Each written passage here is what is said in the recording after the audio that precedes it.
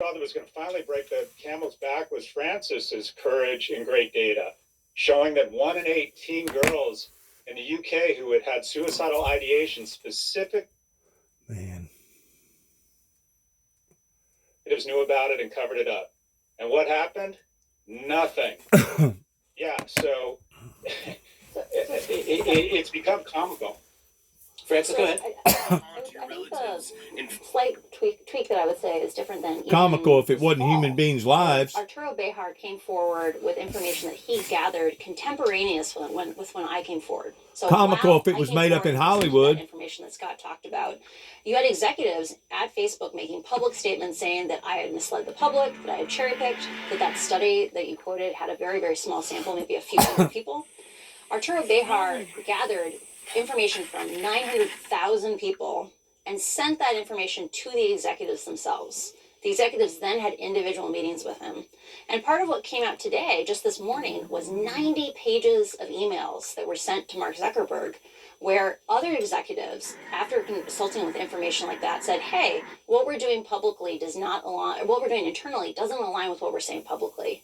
And Mark literally said in those emails, well, we don't have the resources. There's no way we can do this. Francis, so I think sorry. I was going to say, since both of you and Scott have raised it, let me play a little bit of what you said in 2021, because it's relevant here.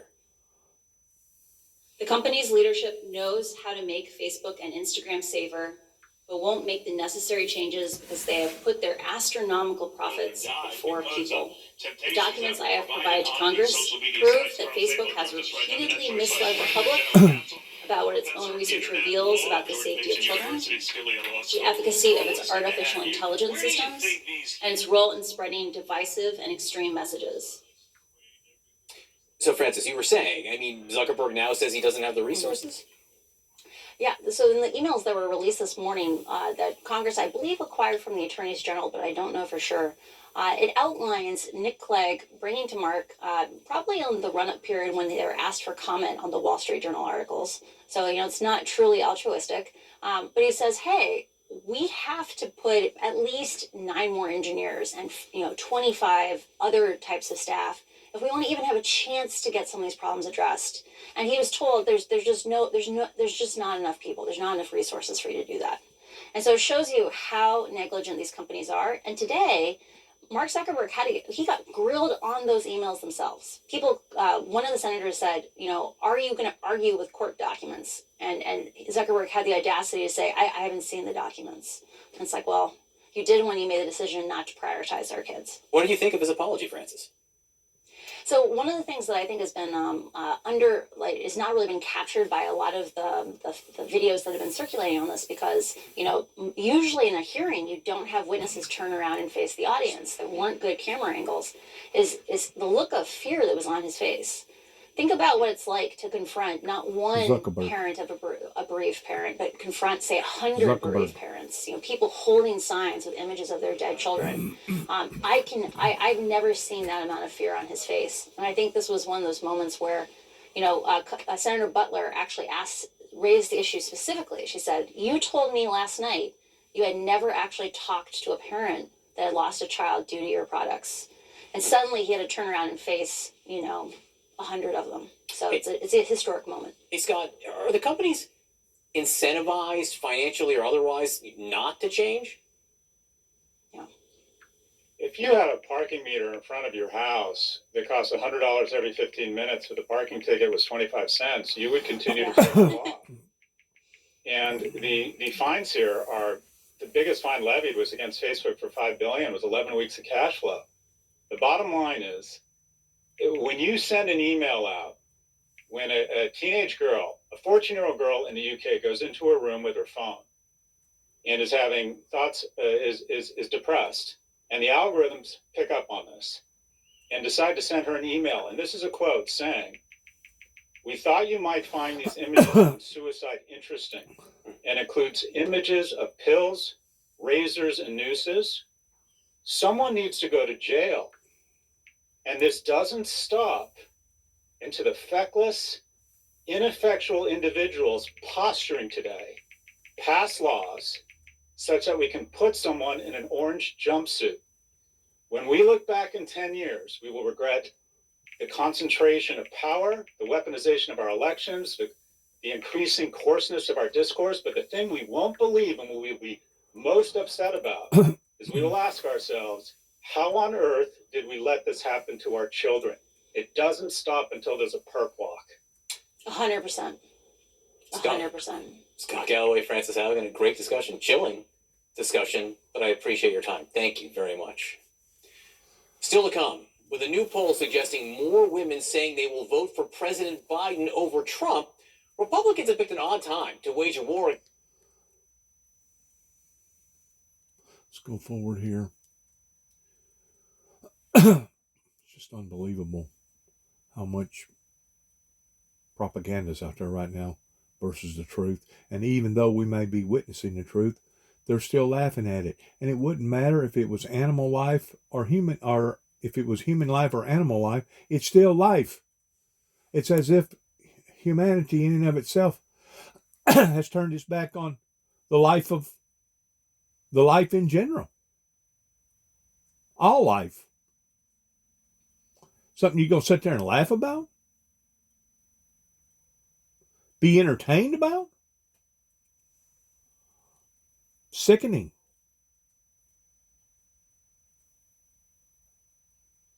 You could inflate. It's absolutely heartbreaking in seeing how, I guess the right word, I don't even know the word. I don't even know what word to say. Because of some support among.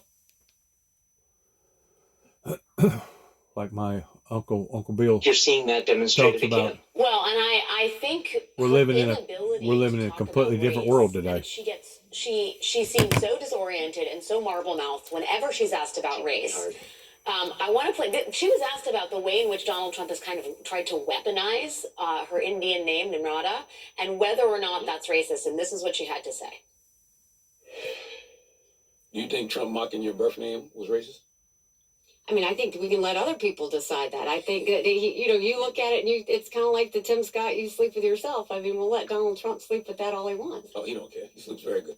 I mean, she can't even defend herself and her heritage, to say nothing about that, heritage and identities of all other Americans of color who are maligned by Donald Trump. I found that just shocking. No. Well, I find it, sadly not shocking because, we've seen how Republicans have become really gun shy in talking about race. When she was asked, as a former governor of South Carolina, when she was asked what was the cause of the Civil War, and she was not able to mention slavery, that was a reflection of the fact that she thinks that the Republican Party voters do not want to hear that kind of thing anymore, that they don't want to have racism called out anymore, which shows not only that she's somewhat timid about this, but she has a view of the Republican electorate that may not be completely inaccurate. But I guess here's the other point that, is sort of revealing. She is not going to be elected president. She is not going to beat Donald Trump. And at this point, she has to decide, who does she want to be? Does she want to go down to defeat by being mealy-mouthed before she has to stand on the stage behind Donald Trump and endorse him? Or does she want to make a full-throated statement of principle of who she is and what she thinks the Republican Party can be? And, from moment to moment, it feels like she's shifting, that she's edging up to there and saying, I'm going to go out here with my integrity intact. And then she says, yeah, maybe not. Yeah, it's amazing to watch the sort of psychological push and pull, or the ethical push and pull that's so clearly on display with her candidacy. Charlie Sykes, we still have 24 days to go, theoretically, at least, in the Nikki Haley candidacy. Please come back soon and talk to me more about it. I appreciate you. Anytime. Coming up this week in Congress, we got to witness something that is more rare than a solar eclipse. In fact, it has not happened in 148 years, and it is not a good sign that it is happening now. We're going to talk with Brendan Buck about what it means for Congress and the country and 2024. Coming up next.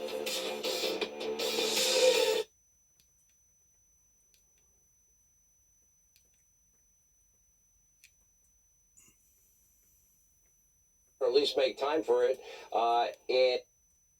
Man, I'm gonna tell you what. Most of these commentators, maybe not all of them, but most of them, They live in a completely different zone, a different world Todd Omar has been all over the news than what the lately true with- people live in here on the planet. And sadly, the vast majority of those people are people in predominant positions. Have the ability to make an impact.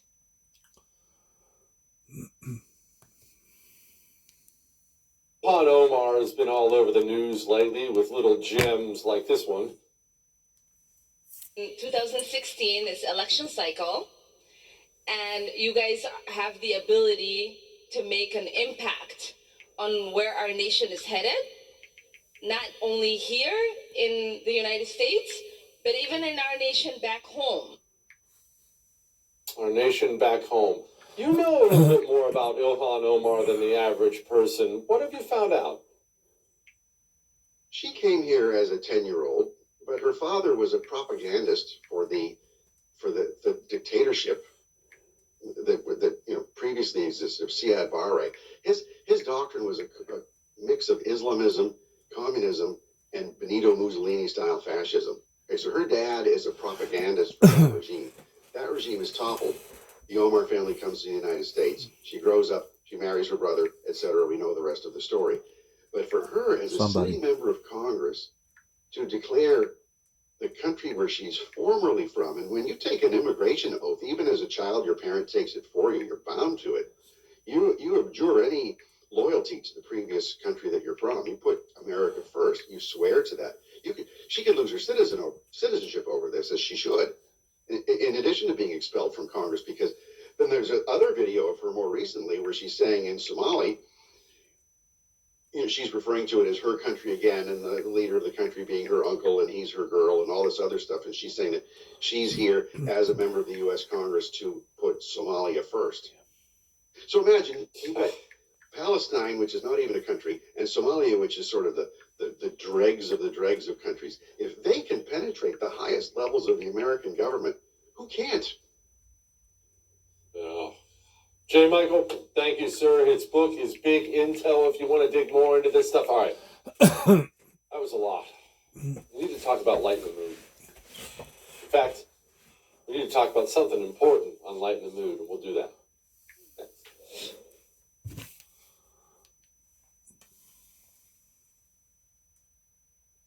Was gonna cook the food. And she's for reparations and for no bail in criminal matters and for affirmative action and a whole range of things that voters would oppose. But at first blush, the star power of, wow, Michelle Obama, a woman, a black woman for president, I think could be very intense. And I think the way we have to defuse that is to do what I'm doing right now. Talk about it in advance, let people think about it, and rally the sentiment against it. Otherwise, the Democrats are going to try and push it through.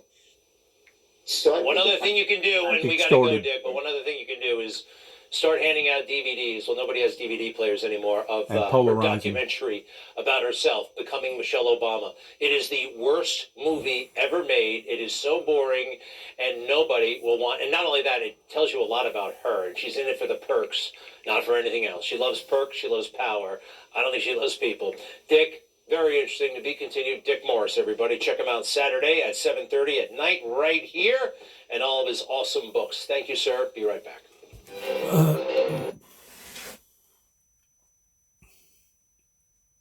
Truths in our history. Thank you for supporting and believing.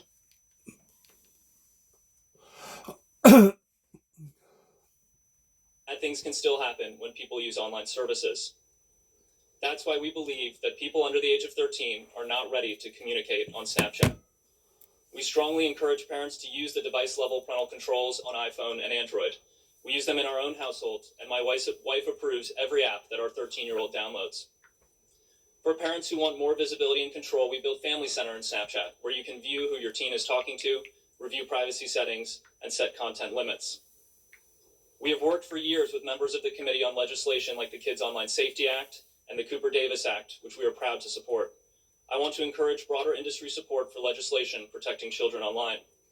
No legislation is perfect, but some rules of the road are better than none. Much of the work that we do to protect people that use our service would not be possible without the support of our partners across the industry, government, nonprofit organizations, NGOs, and in particular law enforcement and the first responders who have committed their lives to helping keep people safe. I am profoundly grateful for the extraordinary efforts across our country and around the world to prevent criminals from using online services to perpetrate their crimes. I feel an overwhelming sense of gratitude for the opportunities that this country has afforded me and my family. I feel a deep obligation to give back and to make a positive difference, and I am grateful to be here today as part of this vitally important democratic process. Members of the committee, I give you my commitment that we will be part of the solution for online safety. We will be honest about our shortcomings, and we will work continuously to improve. Thank you, and I look forward to answering your questions. Thank you, Mr. Speaker. Mr. Chu. Chair Durbin, Ranking Member Graham, and members of the committee, I appreciate the opportunity to appear before you today. My name is Shou Chu, and I am the CEO of TikTok, an online community of more than 1 billion people worldwide, including well over 170 million Americans, who use our app every month to create, to share, and to discover. Now, although the average age on TikTok in the US is over 30, we recognize that special safeguards are required to protect minors, and especially when it comes to combating all forms of CSAM. As a father of 3 young children myself, I know that the issues that we're discussing today are horrific and the nightmare of every parent. I am proud of our efforts to address the threats to young people online, from a commitment to protecting them to our industry-leading policies, use of innovative technology, and significant ongoing investments in trust and safety to achieve this goal. TikTok is vigilant about enforcing its 13 and up age policy and offers an experience for teens that is much more restrictive than you and I would have as adults. We make careful product design choices to help make our app inhospitable to those seeking to harm teens. Let me give you a few examples of long-standing policies that are unique to TikTok. We didn't do them last week. First, direct messaging is not available to any users under the age of 16. Second, accounts for people under 16 are automatically set to private along with their content. Furthermore, the content cannot be downloaded and will not be recommended to people they do not know. Third, every teen under 18 has a screen time limit automatically set to 60 minutes. And fourth, only people 18 and above are allowed to use our live stream feature. I'm proud to say that TikTok was among the first to empower parents to supervise their teens on our app with our family pairing tools. This includes setting screen time limits, filtering out content from the teens' feeds, amongst others. We made these choices after consulting with doctors and safety experts who understand the unique stages of teenage development to ensure that we have the appropriate safeguards to prevent harm and minimize risk. Now, safety is one of the core priorities that defines TikTok under my leadership. We currently have more than 40,000 trust and safety professionals working to protect our community globally. And we expect to invest more than $2 billion in trust and safety efforts this year alone, with a significant part of that in our U.S. operations. Our robust community guidelines strictly prohibit content or behavior that puts teenagers at risk of exploitation or other harm, and we vigorously enforce them. Our technology moderates all content uploaded to our app to help quickly identify potential CSAM and other material that breaks the rules. It automatically removes the content or elevates it to our safety professionals for further review. We also moderate direct messages for CSAM and related material, and use third-party tools like PhotoDNA and Take It Down to combat CSAM to prevent content from being uploaded to our platform. We continually meet with parents, teachers, and teens. In fact, I sat down with a group just a few days ago. We use their insight to strengthen the protections on our platform, and we also work with leading groups like the Technology Coalition. The steps that we're taking to protect teens are a critical part of our larger trust and safety work as we continue our voluntary and unprecedented efforts to build a safe and secure data environment for US users, ensuring that our platform remains free from outside manipulation and implementing safeguards on our content recommendation and moderation tools. Keeping teens safe online requires a collaborative effort as well as collective action. We share the community's concern and commitment to protect young people online, and we welcome the opportunity to work with you on legislation to achieve this goal. Our commitment is ongoing and unwavering because there is no finish line when it comes to protecting teens. Thank you for your time and consideration today. I'm happy to answer your questions. Thanks, Mr. Drew. Ms. Yacarino? Chairman Durbin, Ranking Member Graham, and esteemed members of the committee, thank you for the opportunity to discuss X's work in protecting. Ms. Yacarino, could you check if your microphone is on? And talk. And you might How is that? Okay, better. maybe Thank I you very much. adjust my chair. Apologies. Start over. Chairman Durbin, Ranking Member Graham, and esteemed members of the committee, thank you for the opportunity to discuss X's work to protect the safety of minors online. Today's hearing is titled A Crisis, which calls for immediate action. As a mother, this is personal, and I share the sense of urgency. X is an entirely new company, an indispensable platform for the world and for democracy. Sorry about that.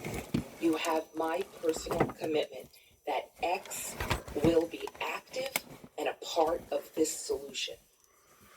While I joined X only in June of 2023, I bring a history of working together with governments, advocates, and NGOs to harness the power of media to protect people. Before I joined, I was struck by the leadership steps this new company was taking to protect children. You know, I want to say something about all this.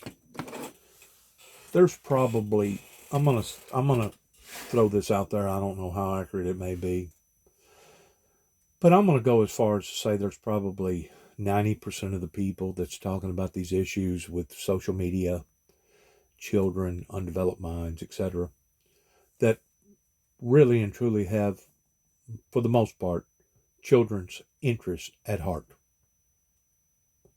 But these are also people that should have addressed these problems whenever they first got dumped in people's laps, probably going back a year or longer back ago. But the really sick, sad thing about society today is that out of those 90%, you'll have 10% that only acts like they're concerned about children, and their primary motive is to make money. Is to make money off of other people's grief and misery. Kind of like an ambulance chaser or an attorney. There's probably a few of them, a few attorneys out there. I'm going to say probably 10% out of 100 that does that type of work, that are sincere, that act like truly are sincere at heart towards being concerned about their clients.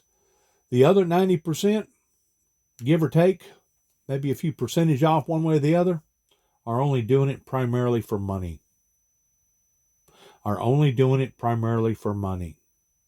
And if you don't believe me, let them start investigating towards finding out if there's a pile of money sitting at the end of the rainbow. And once they identify that there is no money, usually they'll back off and don't want to have nothing to do with it. They don't want to spend no time. They don't want to spend no effort. So what am I saying? I'm saying that the hypocritical oath that most doctors and some nurses have to take really and truly ain't worth a nickel whenever it comes to people caring about people, especially caring about our children, because the proof is in the pudding in how long that this has gone on. And I've been putting out material now for quite some times about a Trojan horse and how detrimental it is to undeveloped minds.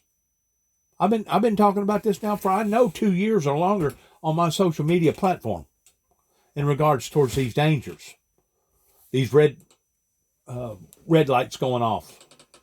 But nobody was wanting to listen because I was too old fogey. I was too old fashioned. Well, now the statistics is coming out in just exactly who was right and who was wrong. And it's really sad that we live in a sick society today, that it takes something like this before people actually start awakening. And I don't know that, for the most part, all of them never will awaken until it's too late. Until it's too late. Oh, you know what? Whenever it's too late, it's too late. Whenever your daughter winds up committing suicide, or your son winds up putting a gun to his mouth, or winds up deliberately being involved towards swallowing a bunch of pills and dying, you'll know what I'm talking about as far as a very, very wicked, sick society. Whenever I make the material that I make, it's not necessarily for me. It's not for my glory. It's not for my honor. It's to help others. And it's for the glory of God that's given me enough sense to be able to put words in my mouth, to be able to help and be the watchman on the wall, to be able to identify these dangers. That's what a shepherd shepherding its sheep is supposed to be doing. Shepherding your sheep is not making sure that everybody's putting in the plate on Sunday. Shepherding the sheep is not standing at the door after giving a 15-minute sermon and shaking everybody's hand as they're walking out and saying, well, I'll see you next Sunday. I'll see you next Sunday now. I'll see you next Sunday. That's not shepherding. Shepherding is getting down in the trenches. Shepherding is taking care of the sheep, and whenever you see red flags going up that could be crucial to your sheep, that's going to cause that much more devastation to your sheep, that's whenever the shepherds are supposed to speak out. That's whenever the Christian society is supposed to stand up and say, wait a minute. This is entirely wrong. How come it's taken this long, even though I've been pumping out material for the past 2 years about artificial intelligence? How come it's taken this long to really get a group of people together to say, you know what, maybe this guy's right over here. Maybe we do need to start looking at the statistics. You know, I used the analogy on one of my other videos pertaining to what if our lawmakers all of a sudden said, well, it's okay for little Johnny or little Sally, as long as they can pass the written exam at the age of 12 or the age of 10, we're going to go ahead and let him or her drive a 3,000-pound automobile. Probably today, they're probably more like 2,000 pounds. So much plastic and aluminum and etc. But still, you know how lethal an automobile can be. You can actually take an automobile and turn it into a lethal weapon. We've seen that again and again on TV whenever maniacs would pile into big events and kill several people intentionally. So what kind of habit would it be if we was to let little Johnny and little Sally out there on the roads at 10 and 12 years old just because they could pass an examination test on paper and say, here's the keys, take off, you know, put them in a Corvette that'd do 240 miles an hour or something. Do you realize how chaotic it would be out there on the road? It's already chaotic, but do you realize how much more chaotically it would be? These mega social media platforms have jumped on board panhandling and preying on the people. And of course, your big conglomerates was right there with them because it was an avenue. It was a transportation mechanism to be able to get their message out there, regardless whether they were selling cereal or dog food or hunting material.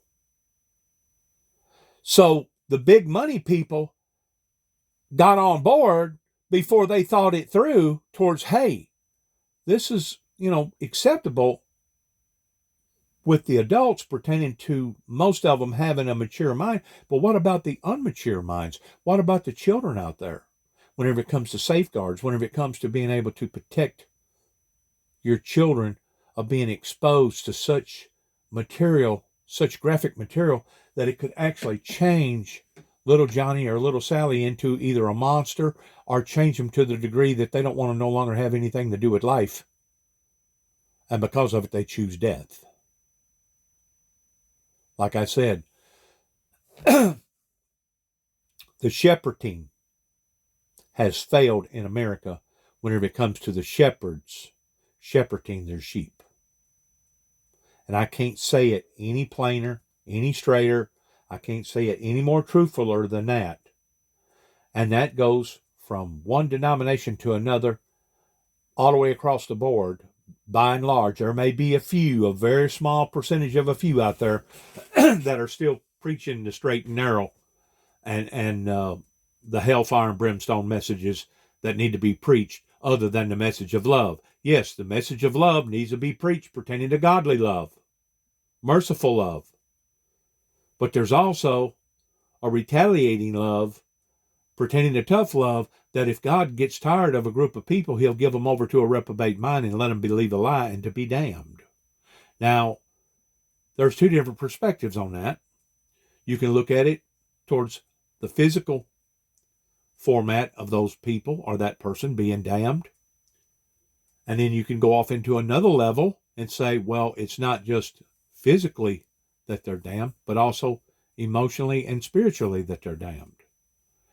If it ever reaches a time that God truly gives up on society to that magnitude, then is whenever the end of the world will come. Then is whenever Gabriel will blow the trumpet, and the dead in Christ shall rise, and those who are alive and remain shall be caught up to be in heaven. And then is whenever great tribulation falls upon to the planet such as humanity's never seen before, because it says in the Bible that God will come in great flaming fire, taking vengeance upon them who know not God and upon them who obey not the gospel. Then is whenever the true great sorrows will be fallen upon humanity, pertaining to woe be unto the inhabitants hereupon to the earth.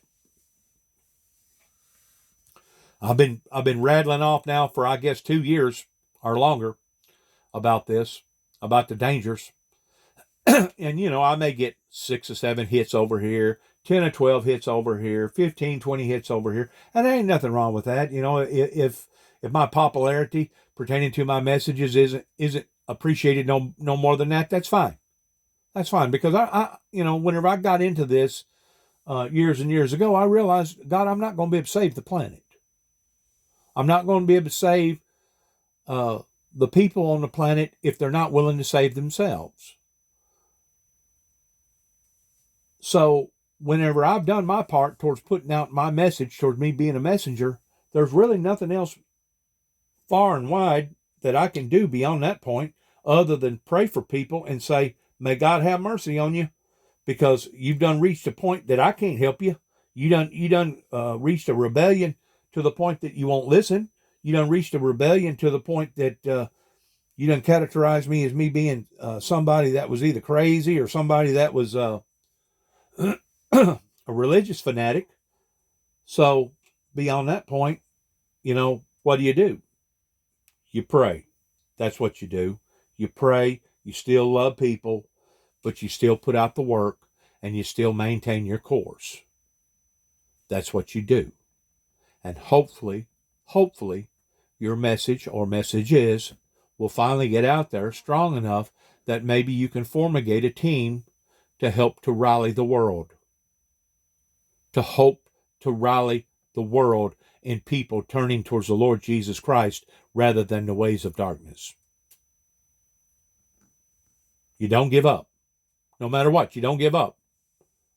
Up until your very last breath, you don't give up. The Bible says, them who endureth unto the end, the same shall be saved. You do not give up.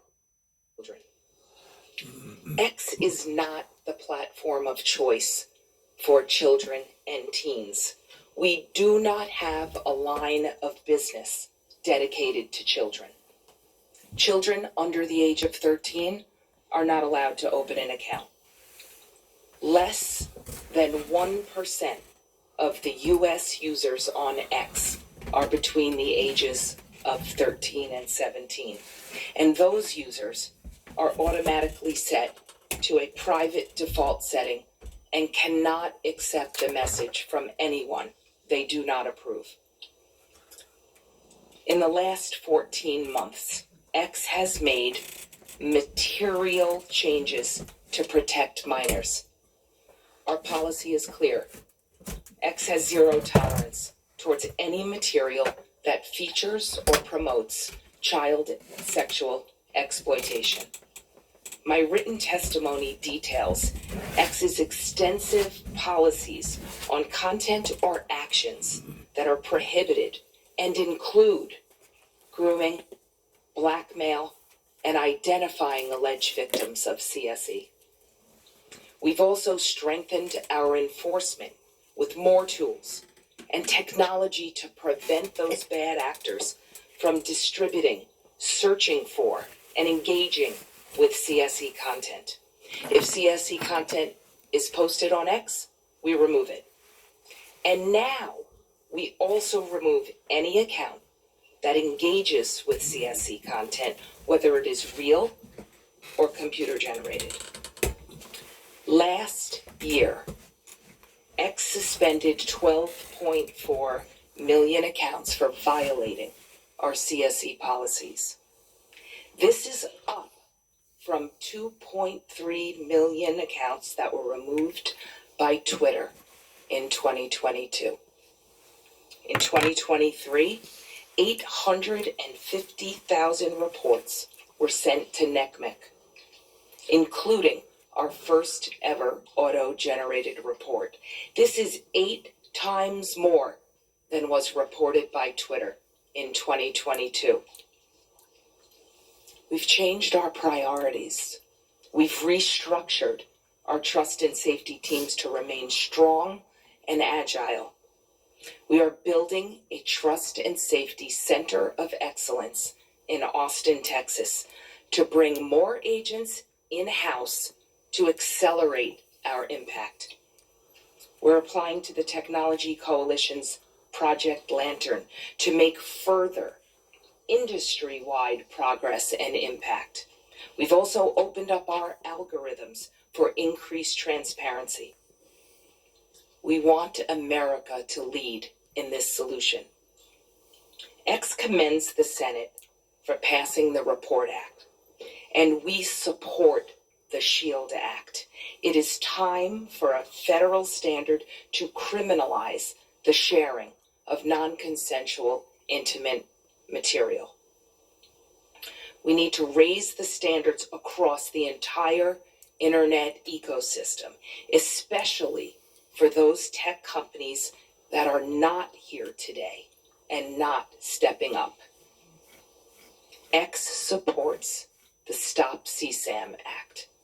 Amen. The Kids Online Safety Act should continue to progress. Amen. And we will support the continuation to engage with it and ensure the protections of the freedom of speech. There are 2 additional areas that require everyone's attention.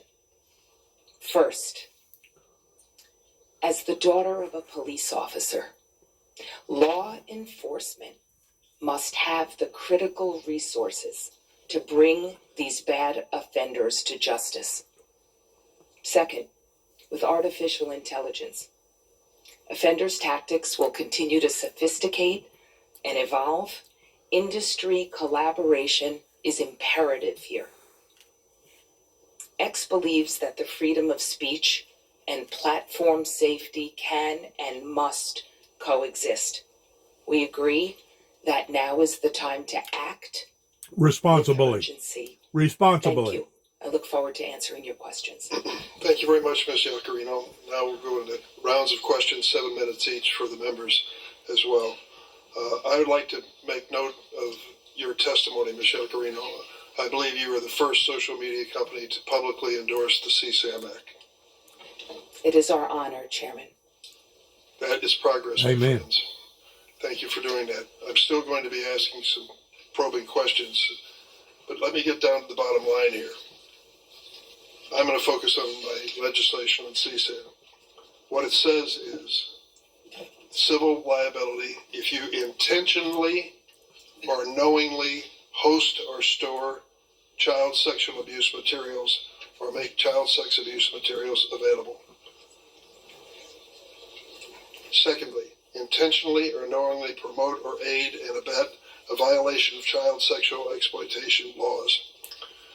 Is there anyone here who believes you should not be held civilly liable for that type of conduct? Mr. Citron? Good morning, Chair. We very much believe that this content is disgusting and that there are many things about the Stop CSAM bill that I think are very encouraging, and we very much support adding more resources for the cyber tip line and modernizing that along with giving more resources to NECMEC. I'd be very open to having conversations with you and your team to talk through the details of the bill some more. I sure would like to do that, because if you intentionally or knowingly host or store CSAM, I think you ought to at least be civilly liable. I can't imagine anyone who would disagree with that. Yeah, it's disgusting content. It certainly is. That's why we need you supporting this legislation.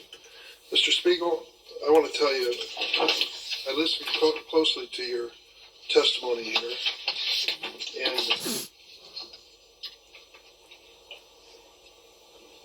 it's never been a secret that Snapchat is used to send sexually explicit images. In 2013, early in your company's history, you admitted this in an interview. Do you remember that interview? Senator, I don't recall the specific interview. You said that when you were first trying to get people on the app, you would, quote, go up to the people and be like, hey, you should try this application. You can send disappearing photos. And they would say, oh, for sexting? Do you remember that interview? Senator, when we first created the application, it was actually called Pickaboo, and the idea was around disappearing images. The feedback we received from people using the app is that they were actually using it to communicate. So we changed the name of the application to Snapchat, and we found that people were using it to talk visually. As early as 2017, law enforcement identified Snapchat as the pedophile's go-to sexual exploitation tool. The case of a 12-year-old girl, identified in court only as LW, shows the danger. Over 2.5 years, a predator sexually groomed her, sending her sexually explicit images and videos over Snapchat. The man admitted that he only used Snapchat with LW and not any other platforms because he, quote, knew the chats would go away. Did you and everyone else at Snap really fail to see that the platform was the perfect tool for sexual predators? Senator, that behavior is disgusting and reprehensible. We provide in-app reporting tools so that people who are being harassed or who are, have been shared inappropriate sexual content can report it. In the case of harassment or sexual content, we typically respond to those reports within 15 minutes so that we can provide help. When LW, the victim, sued Snapchat, her case was dismissed under Section 230 of the Communications Decency Act. Do you have any doubt that had Snap faced the prospect of civil liability for facilitating sexual exploitation, the company would have implemented even better safeguards? Senator, we already work extensively to proactively detect this type of behavior. We make it very difficult for predators to find teens on Snapchat. There are no public friends lists, no public profile photos. When we recommend friends for teens, we make sure that they have several mutual friends in common before making that recommendation. We believe those safeguards are important to preventing predators from misusing our platform. Mr. Citron, according to Discord's website, it takes a, quote, proactive and automated approach to safety only on servers with more than 200 members. Smaller servers rely on server owners and community moderators to define and enforce behavior. So how do you defend an approach to safety that relies on groups of fewer than 200 sexual predators to report themselves for things like grooming, trading a CSAM, or sextortion? Chair, our goal is to get all of that content off of our platform and ideally prevent it from showing up in the first place or from people engaging in these kind of horrific activities. We deploy a wide array of techniques that work across every surface on our on Discord. I mentioned we recently launched something called Teen Safety Assist, which works everywhere, and it's on by default for teen users. That kind of acts like a buddy that lets them know if they're in a situation or talking with someone that may be inappropriate, so they can report that to us, block that user. So we... Mr. Citron, if that were working, we wouldn't be here today. Senator Chair, this is an ongoing challenge for all of us. That is why we're here today. But we do have 15% of our company is focused on trust and safety, of which this is one of our top issues. That's more people than we have working on marketing and promoting the company. So we take these issues very seriously, but we know it's an ongoing challenge, and I look forward to working with you and collaborating with our tech peers and the nonprofits to improve our approach. Certainly hope so. Mr. Chu, your organization and business is one of the more popular ones among children. Can you explain to us what you are doing particularly and whether you have seen any evidence of CSAM in your business? Yes, Senator. We have a strong commitment to invest in trust and safety, and as I said in my opening statement, I intend to invest more than $2 billion in trust and safety this year alone. We have 40,000 safety professionals, working on this topic. We have built a specialized child safety team to help us identify specialized issues, horrific issues like material like the ones you have mentioned. If we identify any on our platform and we proactively do detection, we will remove it and we will report them to NCMEC and other authorities.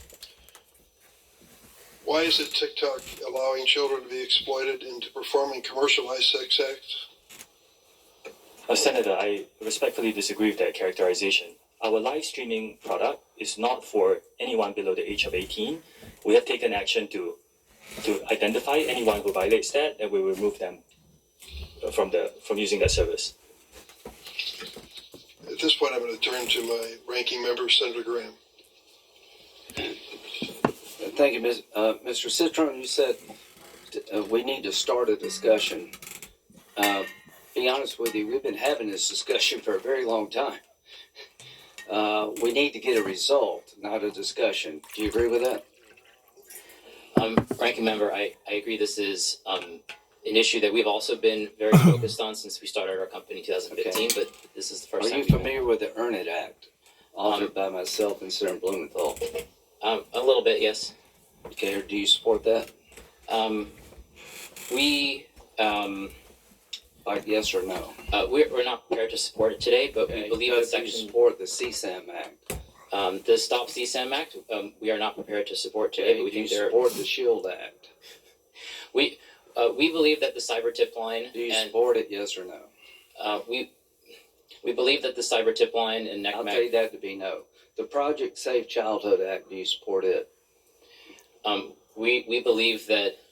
I'll take that to be no. The Report Act. Do you support it? Ranking Member Graham, we very much look forward to having conversations with you and your team. Well, I look forward to passing a bill that will solve the problem. Do you support removing Section 230 liability protections for social media companies? I believe that Section 230 needs to be updated. It's a very old law. Do you support repealing it so people can sue if they believe they're harmed? I think that Section 230, as written, while it has many downsides, has enabled innovation on the internet, which I think has largely been... Thank you very much. So here you are. If you're waiting on these guys to solve the problem, we're going to die waiting. Mr. Zuckerberg,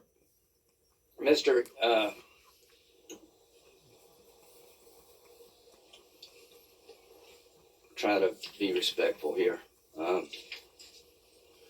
The representative from South Carolina, Mr. Guffey's son got caught up in a sex extortion ring in Nigeria using Instagram. He was shaken down, paid money. That wasn't enough, and he killed himself using Instagram. What would you like to say to him?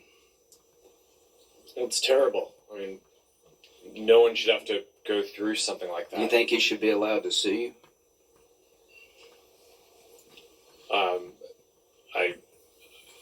I think that they can sue us. Well, I think he should, and he can. So, bottom line here, folks, is that this committee is done with talking.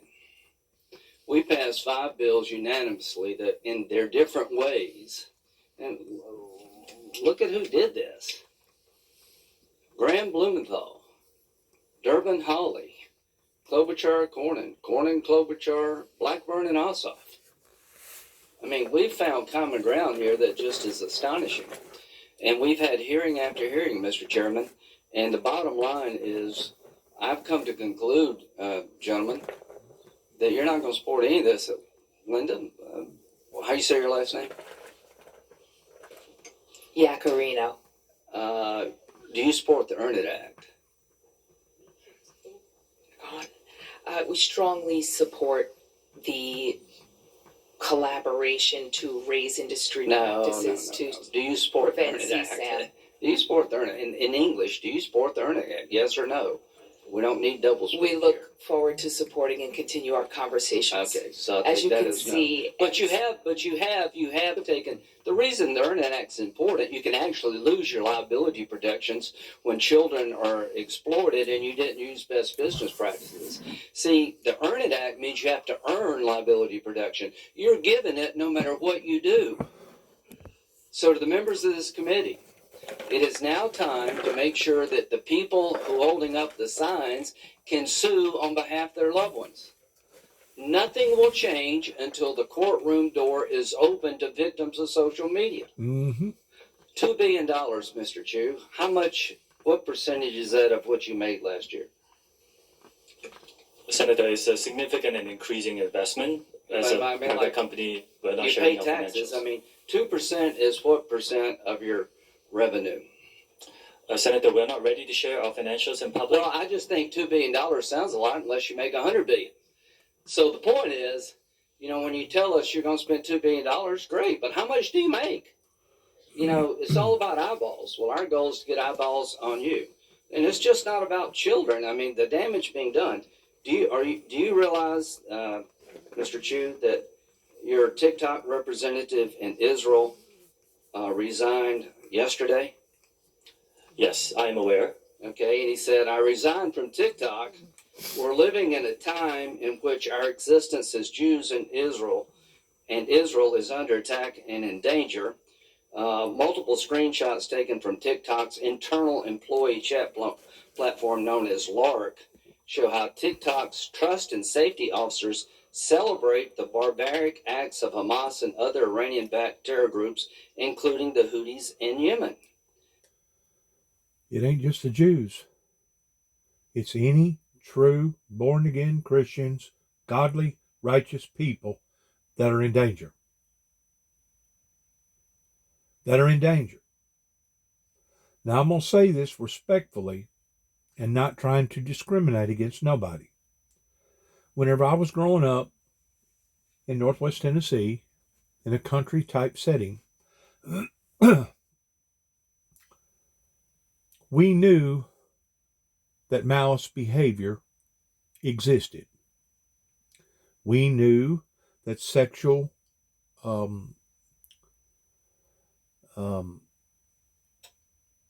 content was out there pertaining to books. And then, of course, here come the big satellite about half the size of somebody's car, to where then you could program indirectly into France or wherever and get live porn. Debbie Does Dallas or whatever. Just like we knew about the LGBT community as well as the gay community and the lesbian community. But by and large, those people had the decency of keeping it under wraps. Now, I'm not saying that people should go in the closet towards hiding their identity, towards who they are and what they want to be, especially if they don't have no consciousness pertaining to right and wrong according to the King James Version Bible. But whenever society such as today is flaunting it in front of our faces, is flaunting it in front of our children, towards trying to brainwash them into the same environment that they have been brainwashed off into, then you've taken free speech on a different level, I believe. Because free speech is supposed to be responsible free speech, and somebody screaming and hollering fire, fire, fire in a theater causing a panic to the point that people start running over people and start breaking arms and hurting people trying to get out of the building, even though there is no fire, that is not responsible free speech. America has taken a turn for the worst in comparison to the way it used to be 40, 50, 60 years ago. And I don't know what it's going to take to get us back on track, but the bottom line is this. If we don't have shepherds, regardless whether it be spiritual shepherds, political shepherds, education shepherds, or whatever, if we don't have good shepherding, the sheep is going to run off the cliff. The sheep aren't going to know the difference between godly and ungodly and right and wrong. So the adult society has failed the younger society. And I've said this in many, many times in my content, and I'm not trying to pick on nobody individually pertaining to the baby boomers or the adult society out there, but it's basically our faults. Our faults that we have allowed for this to get out of hand the way that it has. It has reached a boiling point to the point that now it's boiling over. Anytime a society turns this malice against the commandments of God, then that society is prone of no longer being protected by God, regardless whether it comes in the form of weather, the forces of weather, regardless whether it comes in the forces of plagues, regardless whether it comes in the forces of diseases, regardless whether it comes in the forces of pestilences or famines. Anytime you are no longer in the will of God. I mean, you can go to church and study and pray and do all the formality things that you want to, but that's not really having a relationship with God, now is it? Because there's a difference between the Lord actually being your Lord versus you just saying that the Lord is your Lord.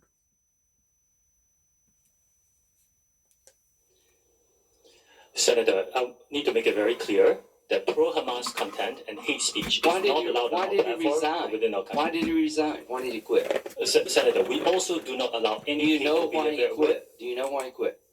We do not allow this. We will investigate such My question is, he quit. I'm sure he had a good job. He gave up a good job because he thinks your platform is being used to help people who want to destroy the Jewish state. And I'm not saying you want that. Mr. Zuckerberg, I'm not saying you want, as an individual, any of the harms. I am saying that the products you have created with all the upside have a dark side. Mr. Citron, I am tired of talking. I'm tired of having discussions. We all know the answer here.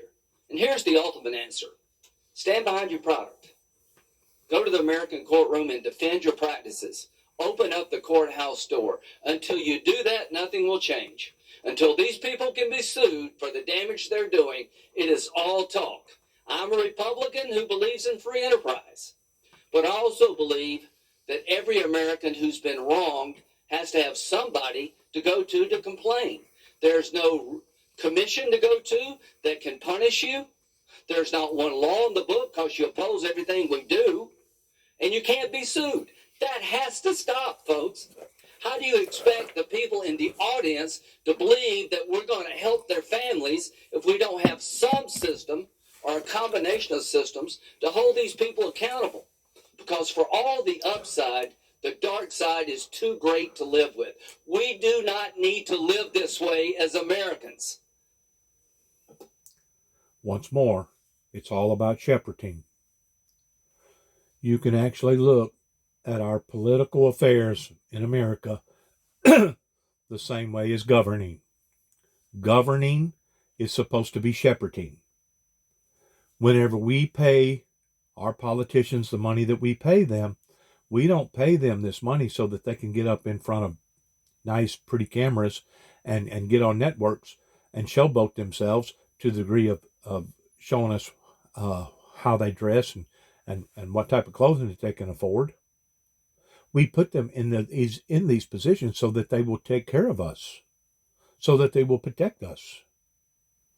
And like I said, governing is the same as shepherding.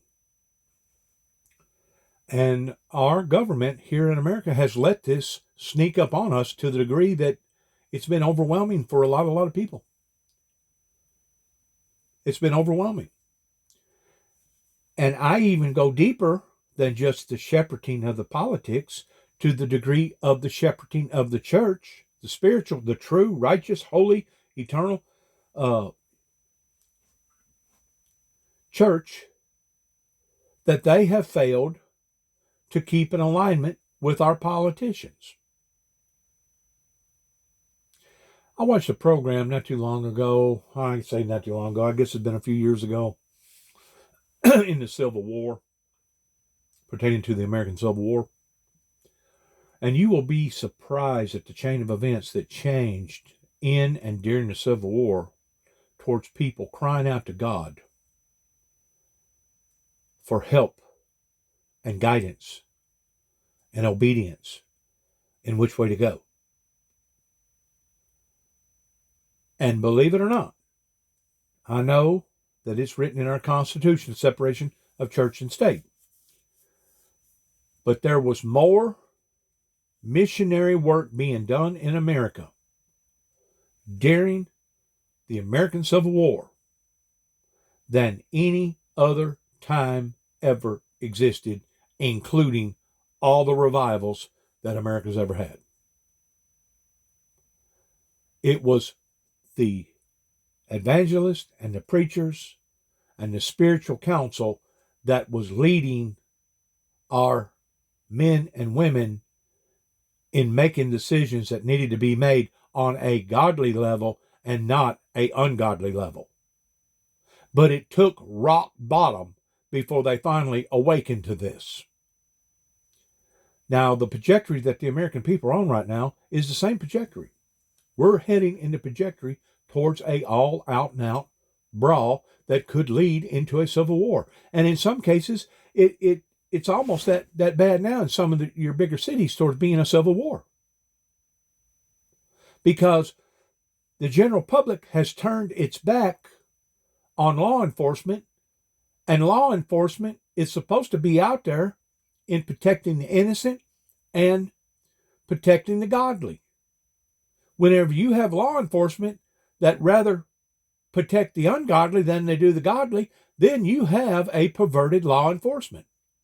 And that's exactly what happened to my brother and I right here at 291 and 430 Beach Grove Road, Sharon, Tennessee, whenever all the chaos was happening in our lives from the year 2014 and 2017 that the Dresden court seat allowed to happen. Because certain people in the region that was watching it and listening to it and being tuned into it actually was taking pleasure in it. Actually was taking pleasure in it.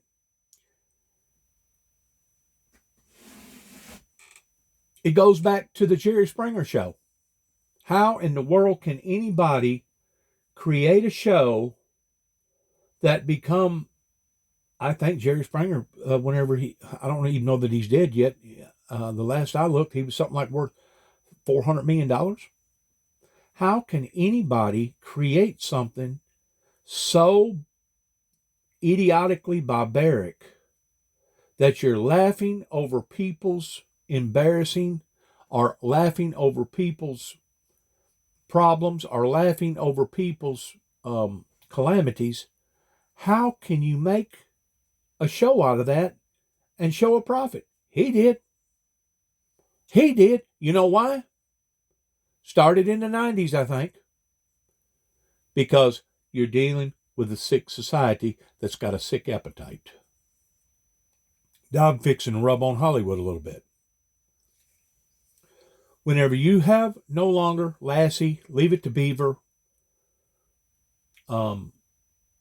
Ponderosa, Bonanza, Little House on the Prairie, Gilligan's Island, all them nice casual shows that used to be on TV networks, and you've exchanged them for gory, bloody, satanic, paranormal shows, you have basically brainwashed a society in their appetite to where now, instead of them wanting to watch Leave It to Beaver, they rather watch stuff blowing up and gory stuff and basically some of the most ungodliest stuff on TV that I've ever even thought about, especially once you get over into your Showtime channels.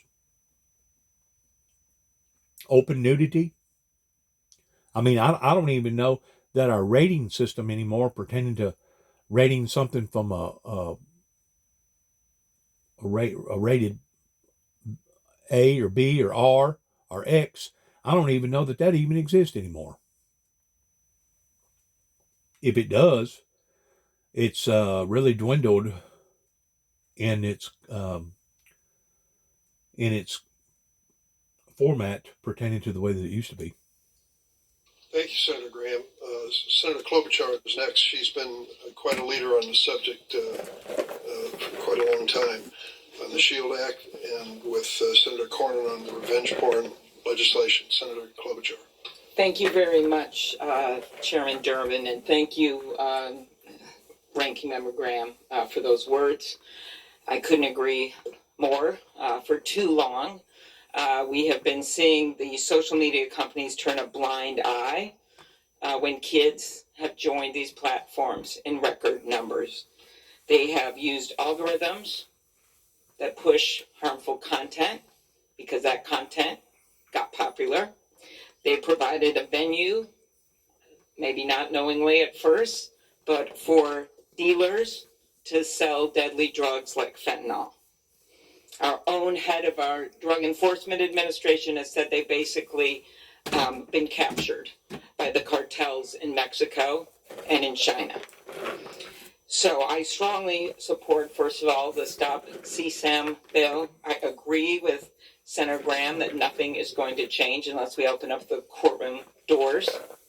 I think the time for all of this immunity is done because I think money talks even stronger than we talk up here. 2 of the 5 bills that's noted are my bills with Senator Cornyn. One has actually passed through the Senate, but is waiting action in the House. But the other one is the SHIELD Act, and I do appreciate the support of that bill. This is about revenge porn. The FBI director testified before this committee. There's been over 20 suicides of kids attributed to online revenge porn in just the last year. But for those parents out there and those families, this is for them about their own child, but it's also about making sure this doesn't happen to other children. I know because I've talked to these parents like Bridget Noring from Hastings, Minnesota, who is out there today. Bridget lost her teenage son after he took a fentanyl lace pill that he purchased on the internet. Amy Neville is also here. Platform got the pill. Amy Neville is also here. Her son Alexander was only 14 when he died after taking a pill he didn't know was actually fentanyl. We're starting a law enforcement campaign, One Pill Kills in Minnesota, going to the schools with the sheriffs and law enforcement. But the way to stop it is, yes, at the border and at the points of entry, but we know that 30% some of the people that are getting the fentanyl are getting it off the platforms. Well, it's not just fentanyl, but it's all other types of medication that they think that they can get a better buck for their bang. And in some cases, it may be true, but you got to really, really be very careful in getting pharmaceutical medications through the mail, because in actuality, unless you're a chemist and you know what you're looking for, and I mean, you'd have to be a professional trained chemist that had the right kind of equipment, you're really not going to know what you're taking. That's the whole primary purpose for us having drugstores. That way, whenever you go to the drugstore, it's going to be exactly what they said that product was for and what was in that product to do what that product claimed that it would do.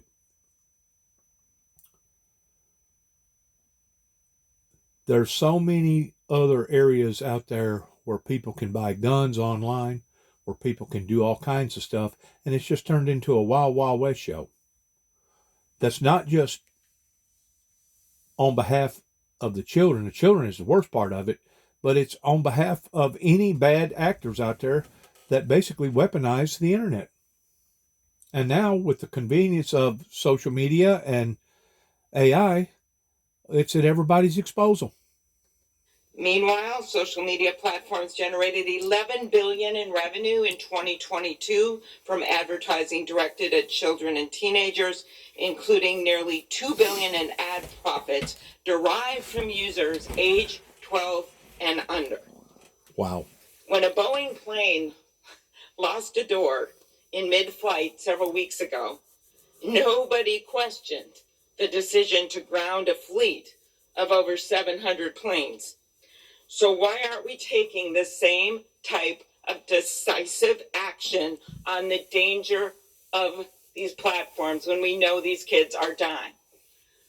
We have bills that have passed through this incredibly diverse committee when it comes to our political views, that have passed through this committee, and they should go to the floor.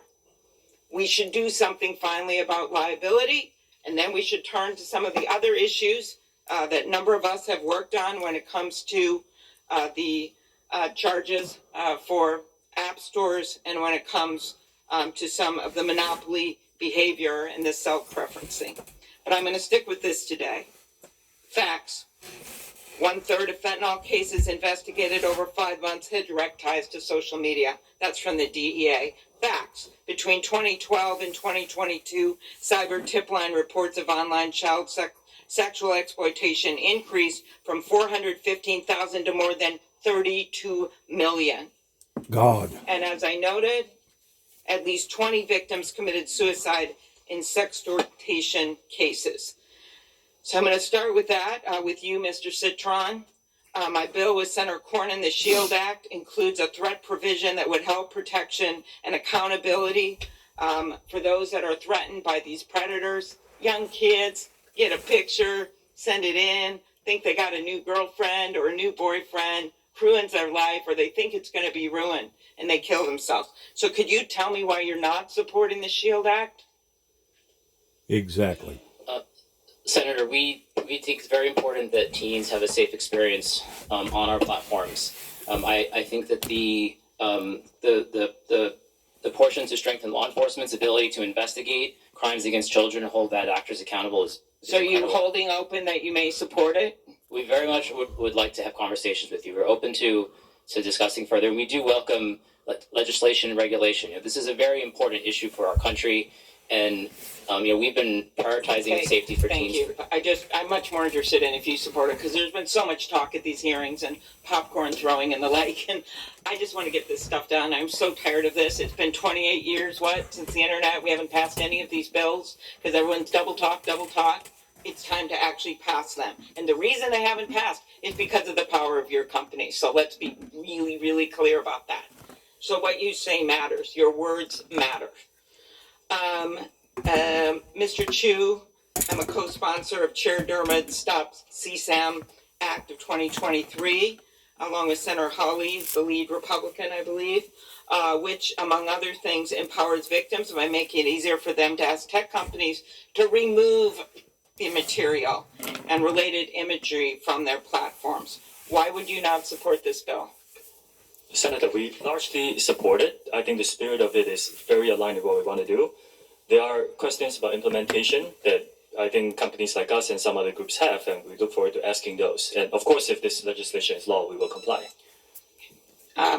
Mr. Spiegel, I know we talked ahead of time. I do appreciate your company's support for the Cooper Davis Act, which will finally, it's a bill with Senator Shaheen and Marshall, which will allow law enforcement to do more when it comes to fentanyl. I think you know what a problem this is. Devin Noring, teenager from Hastings, I mentioned his mom here, suffered dental pain and migraines, so he bought what he thought was a Percocet over Snap, but instead He bought a counterfeit drug laced with a lethal dose of fentanyl. As his mom, who's here with us today, said, all of the hopes and dreams we as parents had for Devin were erased in the blink of an eye, and no mom should have to bury their kid. Talk about why you support the Cooper Davis Act. Senator, thank you. We strongly support the Cooper Davis Act, and we believe it will help DEA go after the cartels and get more dealers off the streets to save more lives. Okay. Are there others that support that bill? No. Okay. Mr. Zuckerberg, in 2021, the Wall Street Journal reported on internal Meta research documents asking, why do we care about tweens? These were internal documents. I'm quoting the documents. And answering its own question by citing Meta internal emails. They are a valuable but untapped audience. At a commerce hearing, I'm also on that committee, I asked Meta's head of global safety why children aged 10 to 12 are so valuable to Meta. She responded, we do not knowingly attempt to recruit people who aren't old enough to use our apps. Well, when the 42 state attorneys general, Democrat and Republican, brought their case, they said this statement was inaccurate. Few examples.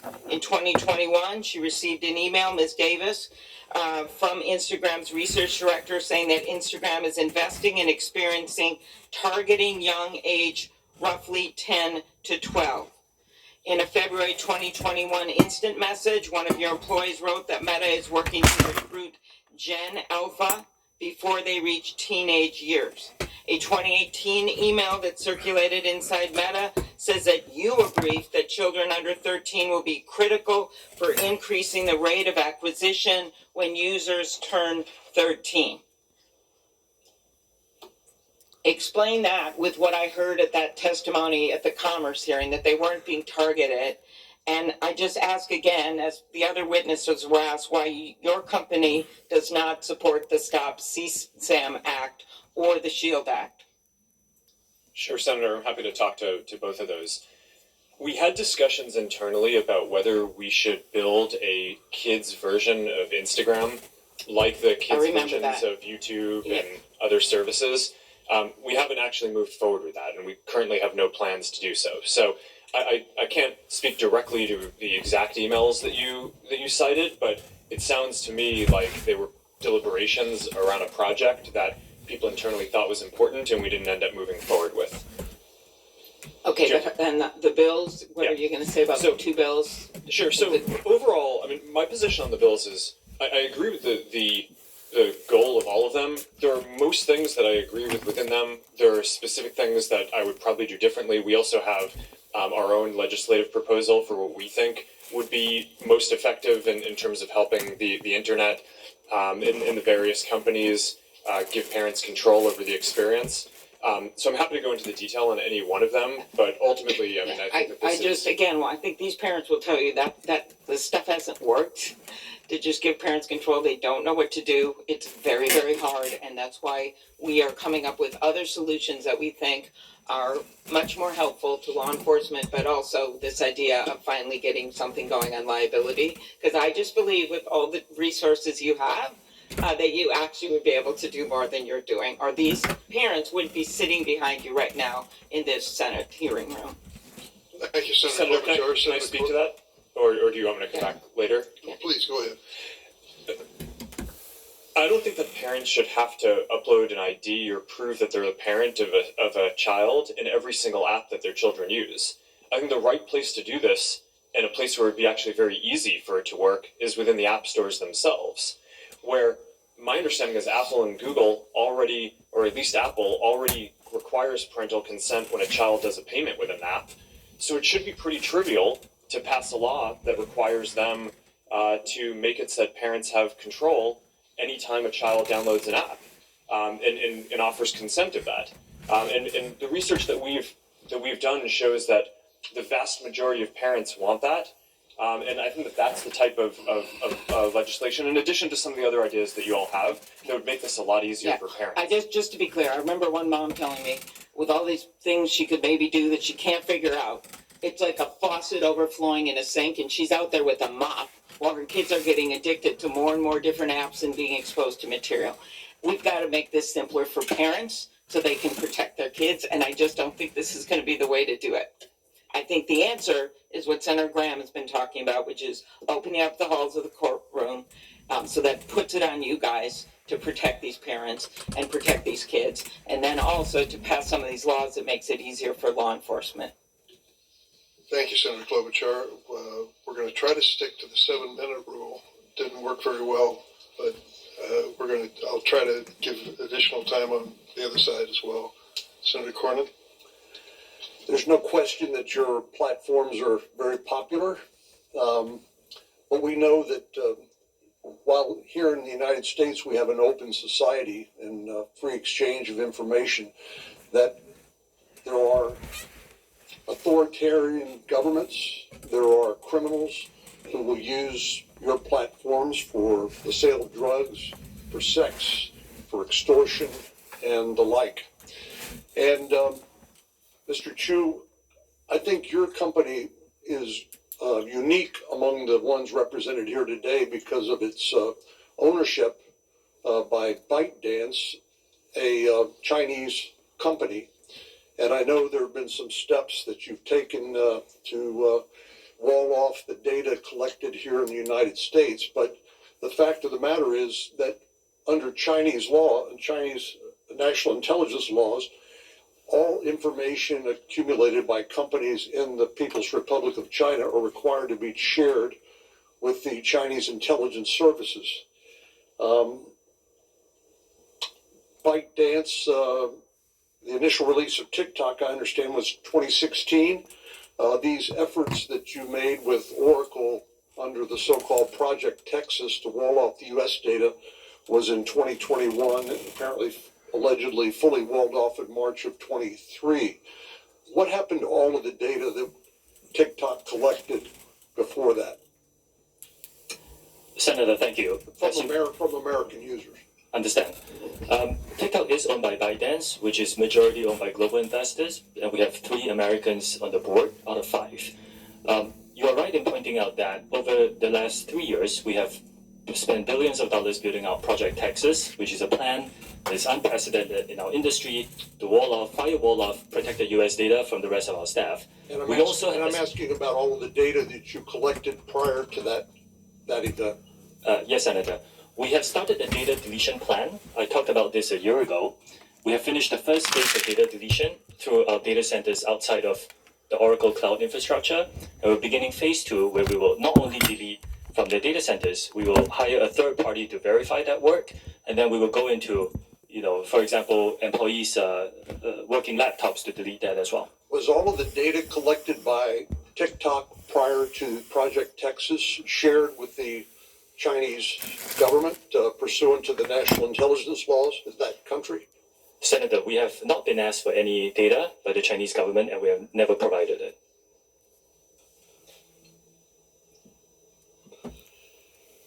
Your company is unique again among the ones represented here today because you're currently undergoing review by the Committee on Foreign Investment in the United States. Is that correct? Senator, yes, there are ongoing discussions, and a lot of our Project Texas work is informed by the discussions with many agencies under the CFIUS umbrella. Well, CFIUS is designed specifically to review foreign investments in the United States for national security risks, correct? Yes, I believe so. And your company is currently being reviewed by this interagency committee at the Treasury Department for potential national security risks. Senator, this review is on a acquisition of Musical.ly, which is an acquisition that was done many years ago.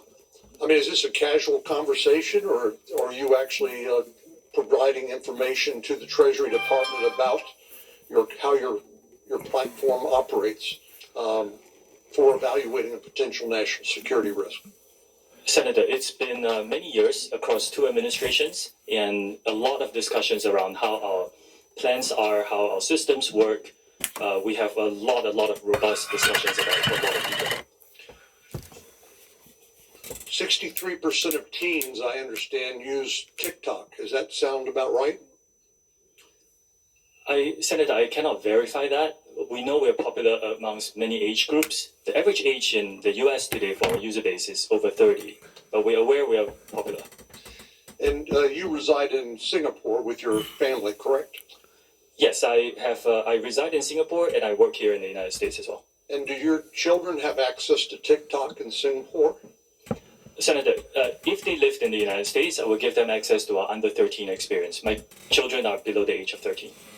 My question is, in Singapore, do they have access to TikTok, or is that restricted by domestic law? We do not have an under 13 experience in Singapore. We have that in the United States because we were deemed a mixed audience app, and we created under 13 experience in response to that. A Wall Street Journal article published yesterday directly contradicts what your company has stated publicly. According to the journal, employees under the Project Texas say that U.S. user data, including user emails, birth date, IP addresses, continue to be shared with ByteDance staff, again, owned by a Chinese company. Do you dispute that? Yes, Senator. There are many things about that article. They are inaccurate. Where it gets right is that this is a voluntary project that we built. We spent billions of dollars. There are thousands of employees involved, and it's very difficult because it's unprecedented. Why is it important that the data collected from U.S. users be stored in the United States? Senator, this was a project we built in response to some of the concerns that were raised by members of this committee and others. And that was because of concerns that the data that was stored in China could be accessed by the Chinese Communist Party, according to the national intelligence laws, correct? Senator, we are not the only company that does business, that has Chinese employees, for example. We're not even the only company in this room that hires Chinese nationals. But in order to address some of these concerns, we have moved the data into the Oracle Cloud infrastructure. We built a 2,000-person team to oversee the management of the data based here. We walled it off from the rest of the organization, and then we open it up to third parties like Oracle, and we will onboard others to give them third-party validation. This is unprecedented access. I think we are unique in taking even more steps to protect user data in the United States. Well, you've disputed the Wall Street Journal story published yesterday. Are you going to conduct any sort of investigation to see whether there's any truth to the allegations made in the article, or are you just going to dismiss them outright? We're not going to dismiss them. So we have ongoing security inspections, not only by our own personnel, but also by third parties to ensure that the system is rigorous and robust. No system that any one of us can build is perfect. But what we need to do is to make sure that we are always improving it and testing it against bad people who may try to bypass it. And if anyone breaks our policies within our organization, we will take disciplinary action against them. Thanks, Senator Cornyn. Senator Coons. Thank you, Chairman Durbin. First, I'd like to start by thanking all the families that are here today, all the parents who are here because of a child they have lost, all the families that are here because you want us to see you and to know your concern. You have contacted each of us in our offices expressing your grief, your loss, your passion, and your concern. And the audience that is watching can't see this. They can see you, the witnesses from the companies. But this room is packed as far as the eye can see. And when this hearing began, many of you picked up and held pictures of your beloved and lost children. I benefit from and participate in social media, as do many members of the committee and our nation and our world. There are now a majority of people on Earth participating in and in many ways benefiting from one of the platforms you have launched or you lead or you represent. And we have to recognize there are some real positives to social media. It has transformed modern life, but it has also had huge impacts on families, on children, on nations. And there's a whole series of bills championed by members of this committee that tries to deal with the trafficking in illicit drugs, the trafficking in illicit child sexual material, the things that are facilitated on your platforms that may lead to self-harm or suicide. So we've heard from several of the leaders on this committee, the chair and ranking and very talented and experienced senators, the frame that we are looking at this is consumer protection. When there is some new technology, we put in place regulations to make sure that it is not overly harmful. As my friend Senator Klobuchar pointed out, one door flew off of one plane, no one was hurt, and yet the entire Boeing fleet of that type of plane was grounded, and a federal fit-for-purpose agency did an immediate safety review. I'm going to point not to the other pieces of legislation that I think are urgent that we take up and pass, but to the core question of transparency. If you're a company manufacturing a product that is allegedly addictive and harmful, one of the first things we look to is safety information. Exactly. We try to give our constituents, our consumers, warnings, labels that help them understand what are the consequences of this product and how to use it safely or not. As you've heard pointedly from some of my colleagues, if you sell an addictive, defective, harmful product in this country in violation of regulations and warnings, you get sued. And what is distinct about platforms as an industry is most of the families who are here because there were not sufficient warnings and they cannot effectively sue you. There's a reason why all the car manufacturers, whenever they have a recall, they immediately put that out to the public for safety concerns, regardless whether it be an airbag, ABS, default in parking, or whatever. The primary concern is safety. People's lives are at stake. It's about governing or shepherding and making sure that the proper right decisions has been made for the proper people. And whenever our government fails to protect us, people start scratching their head and start saying, well, what good is our government if our government has driven us off the mouth of the volcano and now we're all fixing to suffer on account of it? So these people's jobs are at stake right now, and they know it. Because it's not just TikTok, it's not just Facebook, it's not just Twitter, it's not just YouTube, it's not just Angie's List, it's not just all these other different social media platforms, but it's the people that the people have hired to govern, to make sure that the air is clean, the water is clean, and the roads are safe, and the skies are safe. So let me dig in for a moment if I can, because each of your companies voluntarily discloses information about the content and the safety investments you make and the actions you take. There was a question pressed, I think it was by Senator Graham earlier, about TikTok. I believe, Mr. Chu, you said invest $2 billion in safety. My background memo said your global revenue is $85 billion. Mr. Zuckerberg, my background memo says you're investing $5 billion in safety in Meta, and your annual revenue is on the order of $116 billion. So what matters, you can hear some expressions from the parents in the audience, what matters is the relative numbers and the absolute numbers. Your data folks, if there's anybody in this world who understand data, it's you guys. So I want to walk through whether or not these voluntary measures of disclosure of content and harm are sufficient. Because I would argue we're here because they're not.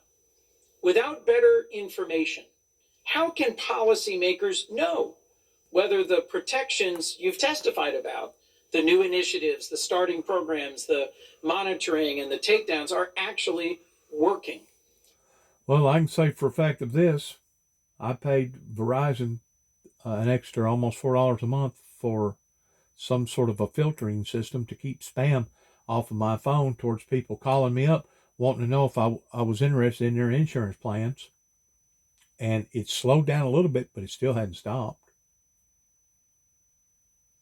So is it foolproof? I tend to wonder whenever it comes to the internet, AI, I tend to wonder if any of this is foolproof, no matter how sophisticated or how smart that we become, there's always somebody knocking on the door. There's always the wolf howling at the door that's a little smarter or a little more craftier that can sneak in another avenue. I mean, who in God's name would have thought that somebody would have hijacked airplanes and turned them into missiles that killed almost 3,000 people the day of 9/11? But they did it. How can we understand meaningfully how big these problems are without measuring and reporting data? Mr. Zuckerberg, your testimony referenced a National Academy of Sciences study that said at the population level, there is no proof about harm for mental health. Well, it may not be at the population level, but I'm looking at a room full of hundreds of parents who have lost children. And our challenge is to take the data and to make good decisions about protecting families and children from harm. So let me ask about what you're... In other words, the virtual reality that all these social media platforms has been trying to manipulate the public by, they're basically falling prey to their own virtual reality, that they don't know the difference between virtual reality and reality. Because the statistics are out there towards how harmful that this is to various people's lives, especially children's lives. Your companies do or don't report.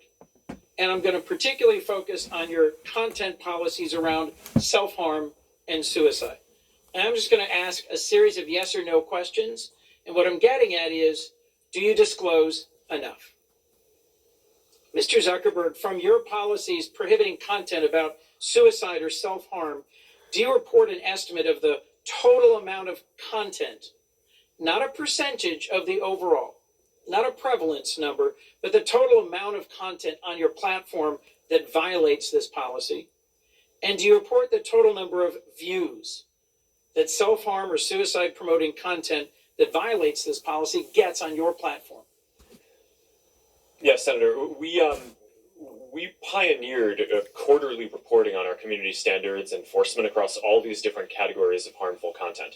We focus on prevalence, which you mentioned, because what we're focused on is what percent of the content that we take down. So, Mr. Zuckerberg, I'm going to interrupt you, and you're very talented. I have very little time left. I'm trying to get an answer to a question. Not as a percentage of the total, because remember, it's a huge number, so the percentage is small. But do you report the actual amount of content and the amount of views self-harm content receive? No. No, I believe we focus on prevalence. Correct. You don't. Ms. Yakarina, yes or no? You report it or you don't? Senator, as a reminder, we have less than 1% of our users that are between the ages of 13 and 17. Do you report the absolute number of how many images and how often? Take that as a no. We'll take that as a no. Down in 2023, we take it as a no. We've taken over almost 1 million posts down that in regards to mental health and self-harm. Mr. Chu, do you disclose the number of appearances of these types of content and how many are viewed before they're taken down? Senator, we disclose the number we take down based on each category of violation and how many of that were taken down proactively before it was reported. Mr. Spiegel? Yes, Senator, we do disclose. Mr. Citron? Yes, we do. So I've got 3 more questions I'd love to walk through if I had unlimited time. I will submit them for the record. The larger point is that platforms need to hand over more content about how the algorithms work, what the content does, and what the consequences are. Not at the aggregate, not at the population level, but the actual numbers of cases so we can understand the content. In closing, Mr. Chairman, I have a bipartisan bill, the Platform Accountability and Transparency Act, co-sponsored by Senators Cornyn, Klobuchar, Blumenthal on this committee and Senator Cassidy and others. It's in front of the Commerce Committee, not this committee. But it would set reasonable standards for disclosure and transparency to make sure that we're doing our jobs based on data. Yes, there's a lot of emotion in this field, understandably. But if we're going to legislate responsibly about the management of the content on your platforms, we need to have better data. Is there any one of you willing to say now that you support this bill? Mr. Chairman, let the record reflect a yawning silence from the leaders of the social media platforms. Thank you. Thanks, Senator Coons. We're on the first of two roll calls, and so please understand if some of the members leave and come back, it's no disrespect. They're doing their job. Senator Lee. Thank you, Mr. Chairman. Tragically, survivors of sexual abuse are often repeatedly victimized and re-victimized over and over and over again by having non-consensual images of themselves on social media platforms. There's a NCMEC study that pointed out there was one instance of CSAM that reappeared more than 490,000 times after it had been reported. So we need tools in order to deal with this. We need, frankly, laws in order to mandate standards so that this doesn't happen, so that we have a systematic way of getting rid of this stuff. Because there is literally no plausible justification, no way of defending this. One tool, one that I think would be particularly It's a free-for-all. is a bill that I'll be introducing later today, and I invite all my committee members to join me. It's called the PROTECT Act. The PROTECT Act would, in pertinent part, require websites to verify age and verify that they've received consent of any and all individuals appearing on their site in pornographic images. And it also require platforms to have meaningful processes for an individual seeking to have images of him or herself removed in a timely manner. Ms. Iacarino, based on your understanding of existing law, what might it take for a person to have those images removed, say from X? Senator Lee, thank you.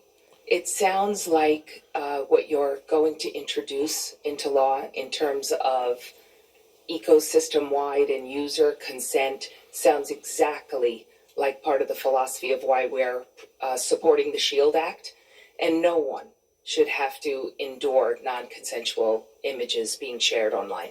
Yeah, and without laws in place, and it's fantastic anytime a company, as you've described with yours, wants to take those steps. It's very helpful. It can take a lot longer than it should, and sometimes it does, to the point where somebody had images shared 490,000 times after it was reported to the authorities, and that's deep. But in reality, let's really get down where the rubber meets the road here, pertaining to what they're talking about. Once those images ever gets released into cyberspace, they'll bounce from satellite to satellite to satellite to satellite to satellite. And though they may remove that content over here on this continent, pertaining to being in control of the satellites that's above the United States, that content can still be strode from satellite to satellite, from continent to continent, all over the world. This is what makes it a free-for-all. Because sometimes, I know whenever I was a young child growing up, people want to experiment. People want to see what things is like. And then later, you have regrets. I wish I never done that. Or I wish I never even dreamed about recording that. It's the same difference is that, and I think if I'm not mistaken, Apple has put some sort of new filtering system on those that text somebody something, and let's say less than a minute later you decide, you know what, I probably shouldn't have never said that. I'm going to take that off. Well, the way that it is originally set up, or was originally set up, once you send that material out to that person, you can deduct it or erase it from your phone, but it still hadn't been erased from their phone. Like I said, I think Apple has recently changed that to the degree that it can be erased on both sides depending upon the sender. Getting back to the satellites. it is turned into anarchy that people are using for their own self-entertainment for whatever reasons. Gives them a thrill, sexual content, whatever. That once it is taken off continental platforms, it's still out there bouncing around from satellite to satellite. I personally believe that's one of the reasons why that it explicitly talks about in the first 4 chapters of Revelations, see thou that thy nakedness does not appear. And of course, for the adults that does believe in God and knows what I'm talking about pertaining to social media, internet, AI, they can pretty well understand the reason why that God put that in there, to see that thou nakedness does not appear, because it's got to do with integrity. It's got to do with shame. It's got to do with exposing yourself. Some people live in a life because they got the bodies, or because they don't care, because they basically don't have a consciousness about nudity, could care less about exposing themselves. As a matter of fact, a lot of them actually promote it. But not everybody is in that category. And sometimes, especially children, they get inquisitive, they want to experiment, and they do things that they know that they shouldn't have done because they've got morals, they've been taught better in church pertaining to the rights and wrongs, the do's and the don'ts. But now, because that material's out there, there's nothing they can do. Or better than that, now they've got apps that you can hook up on your phone to where you can actually take somebody and take a picture of them and then undress that person, male or female, and then start strowing it all over the community. And the next thing you know, it drives that person off into a stage of suicide.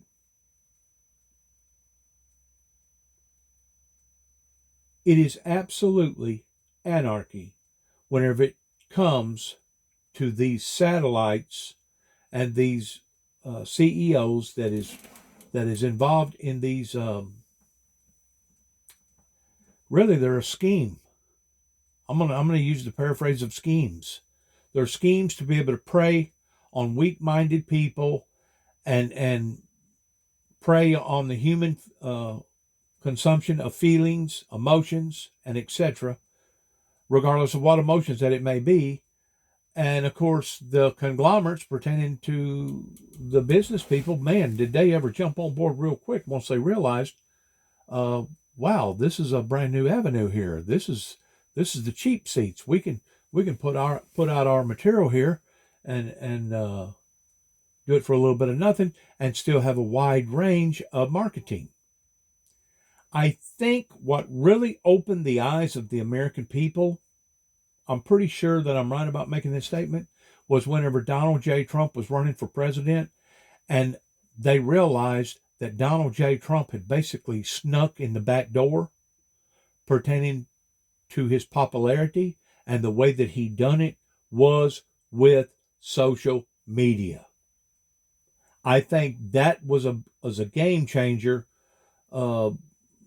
the dam bursting, or whatever category that you want to put it in, of an eye opener of not only the politicians, but the business consultants, everybody else. And of course, if you'll topple that with what we went through with COVID, towards everybody basically being in-housed and having to do homeschooling and etc. And a lot of businesses that was renting out buildings now ain't renting out those buildings, because now they realize that they can do the exact same thing online by staying at home. Well, now you've created another problem, because now you got real estate problems pertaining to all these buildings that used to be business consultant rental property that's now vacant.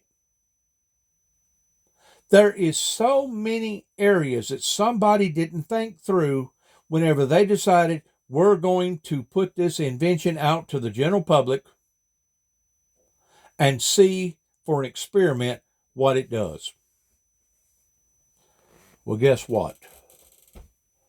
The Trojan horse is finally being exposed. The very thing that I was talking about for the past couple years has finally made the headlines, It's finally got out in the limelight to where sensible people can understand the dangers.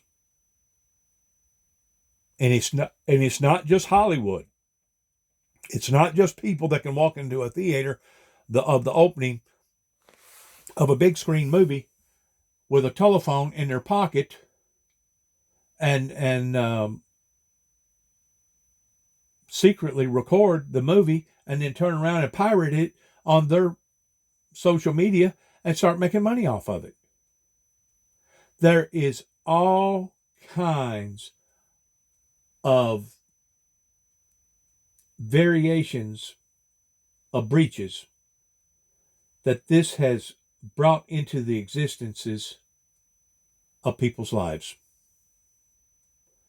Whenever I was being studied in 2000, I think it was in 2010 up in MCC in downtown Chicago by the Paducah, Kentucky federal system because of Land Between the Lakes.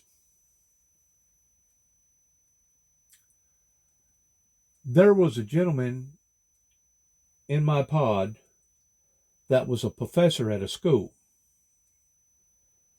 that got caught with the wrong type of material on his computer base. This individual did not just lose his job, and he was a professor. He was extremely, extremely smart. He went to jail. He went to jail because of that. Because he had sexual, unwarranted child porn on his computer. I run into another individual that thought that he was going to beat the system, had some money obviously, but wound up going to another country. But because he did not give up his American citizenship, thought that he could play around with the 12 and the 13-year-olds because it was legal in this particular country and him get away with it as far as kiddie porn or messing around with children. That individual was arrested, brought back to America, and tried in American laws of basically messing around with juveniles because he did not give up his American citizenship. Whenever our law enforcement agencies can fine-tune individuals that are predators out there like this, and the taxpayers pay the price to see that true justice is performed, but now all of a sudden we've been flooded with all this other stuff that's come into existences. It has absolutely overwhelmed a lot of these good law enforcement agencies, FBI, U.S. Marshals, whatever, especially those in other parts of the country pretending to CIA. It's absolutely overwhelming because now the very stuff that used to be considered against the law, now everybody's got it. How did that happen? How did we go from a society that used to protect our children to a society now that's just opened them up to anything? Talk about malice, gross behavior. I'm really ashamed of what has happened, but more so, I'm ashamed of the shepherding of the ministers and the preachers and the clergymen and the priests and those that was supposed to have the radar screen on towards being the watchmen on the walls that didn't already catch this and raise a red flag to it. Like I said, I've been screaming at the top of my lungs now for I know 2 years, and you're more than welcome to look at any of my content to verify this, towards raising a red flag, towards it being basically a Trojan horse. I didn't hammer on it like I am right now so much, but in different entities, in different events pertaining to the material that I put out, and trust me, I put out a lot of material on my social media, you'll look through it and sift through it. You'll see where, hey, I was against this because I could foresee the problems it was going to create, the dangers. Why was that? Because God has given me the ability with basically the third eye. A lot of people use the third eye analogy, but basically God is the eye that has allowed for me to look through what's going on and say, you know what? There's a breach here. There's a danger here. This right here is going to cause severe consequences. I mean, the divorce rate's going to go, it's going to cause violence. It's going to cause this and that. I mean, the statistics is out there towards what it does. Now, naturally, these CEOs don't want people to see those statistics. You know why? Because they've hopped on board with a product, an invention that they're getting stinking, filthy rich off of, and basically they could care less about anybody's life, much less children's lives. So all them people that was superstitious, that didn't want to climb on board towards getting a smartphone, must have been superstitious for a reason. Matter of fact, they was even leery of having a flip phone, much less a Samsung or a smartphone. Now we see why those people was suspicious, because something within them, that third eye, was telling them, uh-oh, there's a breach here. Uh-oh, there's danger, Mr. Rogers, danger. Uh-huh. So now the trueness is coming out. The trueness is coming out that's finally hit prime time on national TV. Now the next question is this. What are these people going to do about it? Is it just going to be whistling in the wind? Are we still going to just be whistling Dixie? Are we actually going to put barriers up? Are we actually going to put guardrails up? Is our governments actually going to start shepherding or governing these entities to be able to help control the wild, wild west? Anarchy. You talk about the devil's playhouse. The devil has had, he has been glamorized by AI, the internet, etc., since all this is coming into existence. And I personally go a bit further by saying that this is the very thing that the Bible talks about in Revelations pertaining to the beast, that eventually will take hold of humankind to the extent, instead of humankind being in control of it, it will actually be in control of humankind. And I know a lot of people is going to smirk about that or laugh or hee-haw over it, but I'm telling you right now, the Bible has already foreseen where we are right now exactly, because there was a reason why that the scriptures in the first 4 chapters of Revelations was put there to prepare ourselves for these things. To prepare ourselves for these things. We are here. We're in the final stages of the last days. The final last days here upon to the planet. Regardless whether you be an atheist or an agnostic or a religious person, or you be a rabbi or a priest or a preacher or an evangelist, we're here. We're here.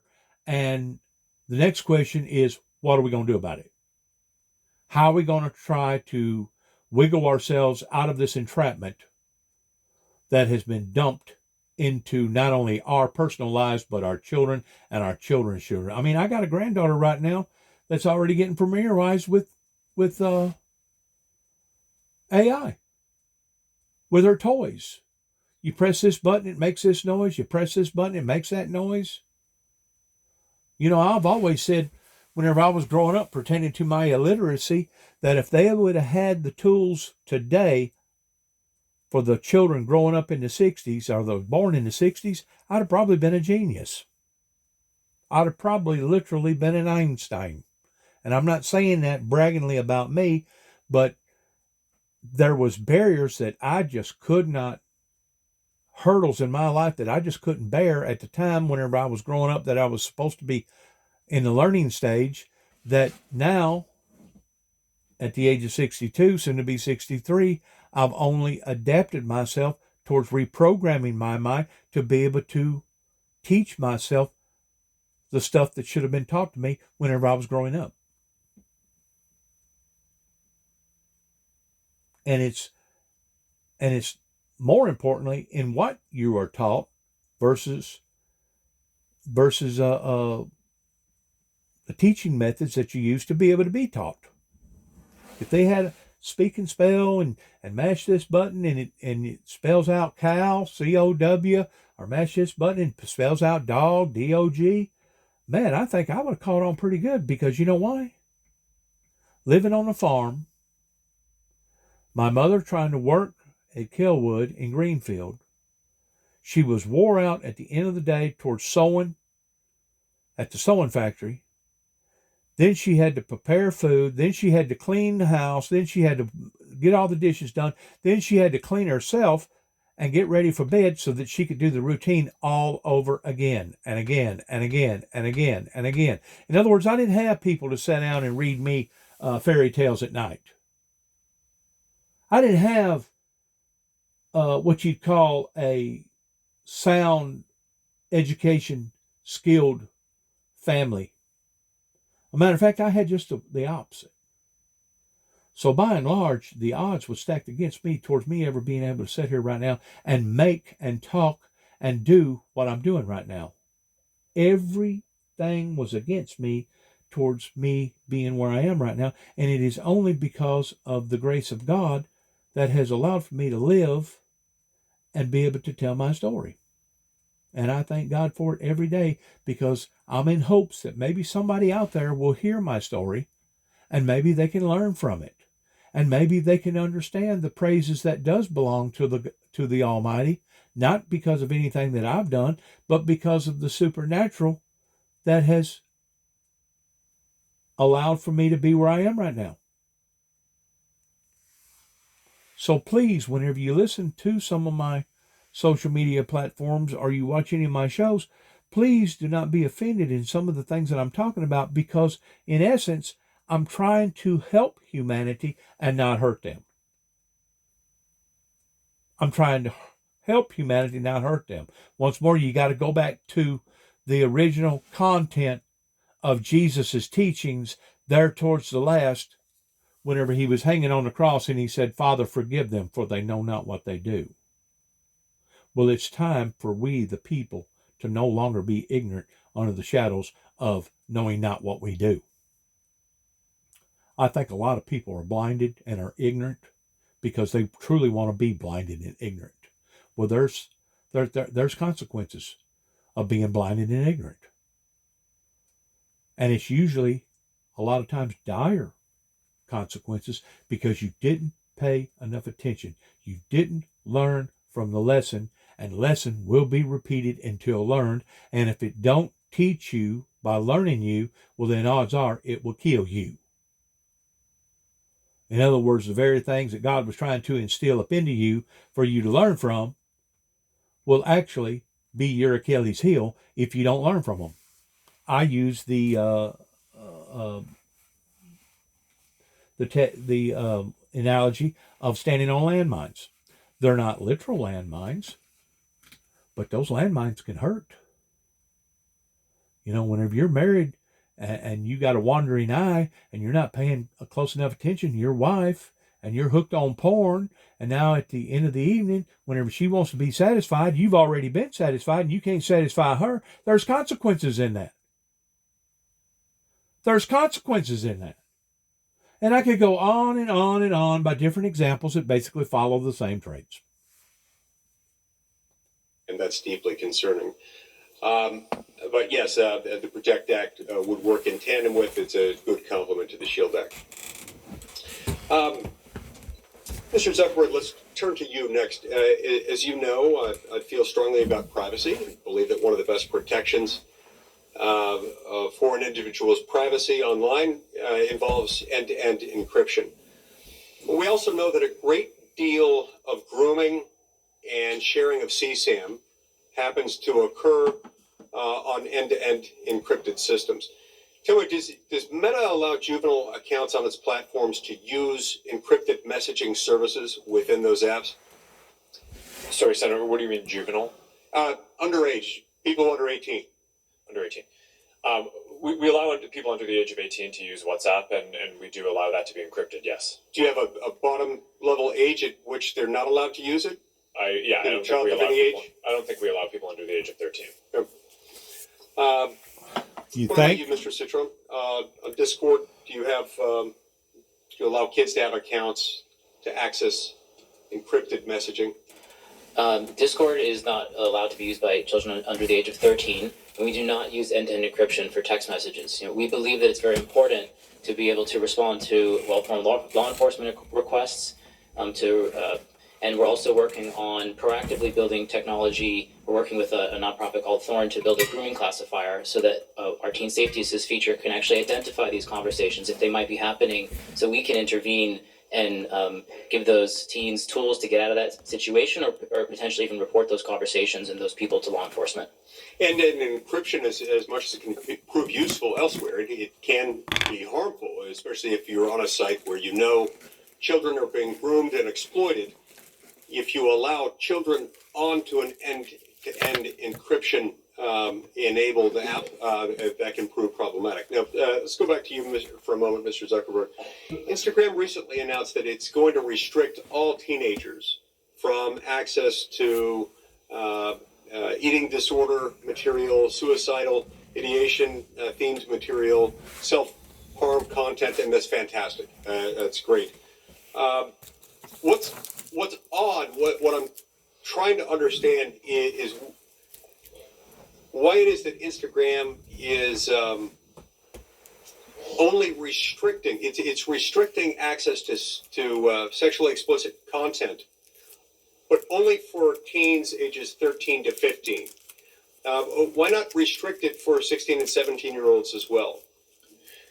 Senator, my understanding is that we don't allow sexually explicit content on the service for people of any age. How is that going? Our prevalence metrics suggest that I think it's 99% or so of the content that we remove we're able to identify automatically using AI systems. So I think that our efforts in this, while they're not perfect, I think are industry leading. The other thing that you asked about was self-harm content, which is what we recently restricted, and we made that shift. I think the state of the science is shifting a bit. Previously, we believed that when people were thinking about self-harm, it was important for them to be able to express that and get support. And now more of the thinking in the field is that it's just better to not show that content at all, which is why we recently moved to restrict that from showing up for those teens at all. Okay, is there a way for parents to make a request on what their kid can see or not see on your sites?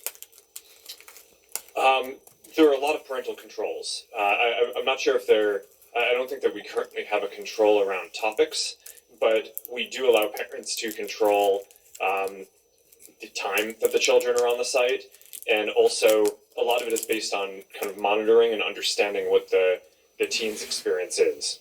Mr. Citron, Discord allows pornography on its site. Now, reportedly, 17% of minors who use Discord have had online sexual interactions on your platform, 17%. And 10% have those interactions with someone that the minor believed to be an adult. Do you restrict minors from accessing Discord servers that host pornographic material on them? Senator, yes, we do restrict minors from accessing content that is marked for adults. Discord also does not recommend content to people. Discord is a chat app. We do not have a feed or an algorithm that boosts content. So we allow adults to share content with other adults in adult labeled spaces, and we do not allow teens to access that content. Okay. I see my time's expired. Thank you. Welcome, everyone. We are here in this hearing because as a collective, your platforms really suck at policing themselves. We hear about it here in Congress with fentanyl and other drug dealing facilitated across platforms. We see it and hear about it here in Congress with harassment and bullying that takes place across your platforms. We see it and hear about it here in Congress with respect to child pornography, sexploitation, and blackmail. Mm-hmm. And we are sick of it. It seems to me that there is a problem with accountability because these conditions continue to persist. Mm-hmm. In my view, Section 230, which provides immunity from lawsuit, is a very significant part of that problem. Mm-hmm. If you look at where bullies have been brought to heel recently, whether it's Dominion finally getting justice against Fox News after a long campaign to try to discredit the election equipment manufacturer, Right. or whether it's the moms and dads of the Sandy Hook victims finally getting justice Right.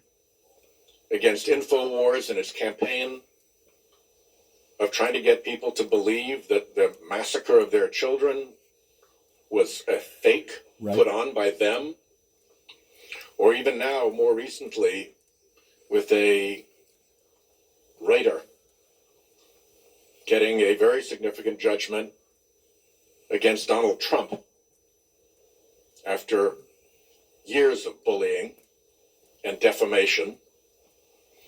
An honest courtroom has proven to be the place where these things get sorted out. And I'll just describe one case, if I may. It's called Doe versus Twitter. The plaintiff in that case was blackmailed in 2017 for sexually explicit photos and videos of himself, then aged 13 to 14. A compilation video of multiple CSAM videos surfaced on Twitter in 2019. A concerned citizen reported that video on December 25th, 2019, Christmas Day. Twitter took no action.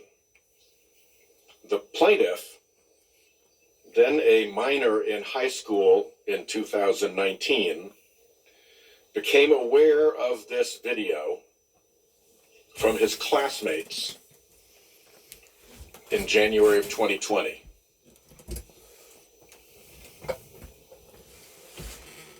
You're a high school kid, and suddenly there's that.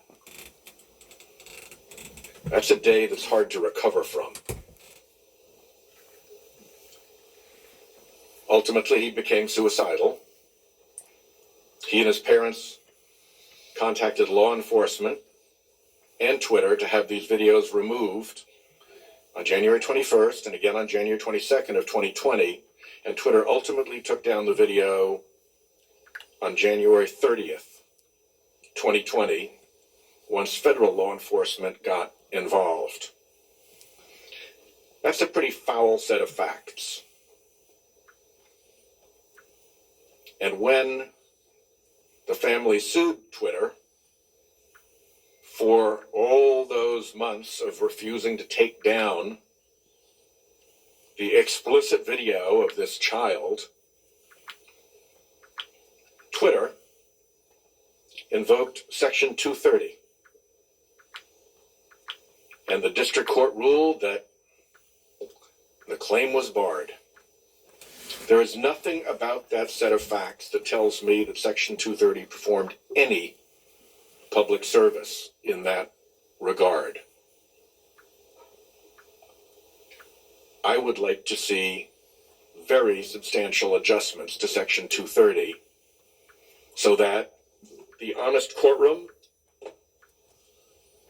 which brought relief and justice to E. Jean Carroll after months of defamation, which brought silence, peace, and justice to the parents of the Sandy Hook children after months of defamation and bullying by InfoWars and Alex Jones, and which brought significant justice and an end to the campaign of defamation by Fox News, to a little company that was busy just making election machines. So I would, my time is running out. I'll turn to, I guess Senator Cruz is next. But I would like to have each of your companies put in writing what exemptions from the protection of Section 230 you would be willing to accept, bearing in mind the fact situation in Doe versus Twitter, bearing in mind the enormous harm that was done to that young person and that family by the non-responsiveness of this enormous platform over months and months and months and months. Again, think of what it's like to be a high school kid and have that stuff up in the public domain and have the company that is holding it out there in the public domain react so disinterestedly. Okay? Will you put that down in writing for me? 1, 2, 3, 4, 5 yeses. Done. Senator Cruz. Thank you, Mr. Chairman. Social media is a very powerful tool. But we're here because every parent I know, and I think every parent in America, is terrified about the garbage that is directed at our kids. I have 2 teenagers at home. And the phones they have are portals to predators, to viciousness, to bullying, to self-harm. And each of your companies could do a lot more to prevent it. Mr. Zuckerberg, in June of 2023, the Wall Street Journal reported that Instagram's recommendation systems were actively connecting pedophiles to accounts that were advertising the sale of child sexual abuse material. In many cases, those accounts appeared to be run by underage children themselves, often using code words and emojis to advertise illicit material. In other cases, the accounts included indicia that the victim was being sex trafficked. Now, I know that Instagram has a team that works to prevent the abuse and exploitation of children online. But what was particularly concerning about the Wall Street Journal expose was the degree to which Instagram's own algorithm was promoting the discoverability of victims for pedophiles seeking child abuse material. In other words, this material wasn't just living on the dark corners of Instagram. Instagram was helping pedophiles find it by promoting graphic hashtags, including hashtag pedwhore and hashtag preteen sex, to potential buyers. Instagram also displayed the following warning screen to individuals who were searching for child abuse material. These results may contain images of child sexual abuse. And then you gave users 2 choices. Get resources or see results anyway. Mr. Zuckerberg, what the hell were you thinking? right, Senator. The basic science behind that is that when people are searching for something that is problematic, it's often helpful to, rather than just blocking it, to help direct them towards something that that could be helpful for getting them to get help. In what, I understand get resources. In what sane universe is there a link for C results anyway? Well, because we might be wrong. We try to trigger this warning, or we tried to,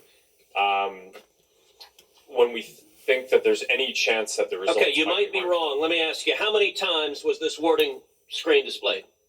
I don't know, but Hey, you don't know. Why don't you know?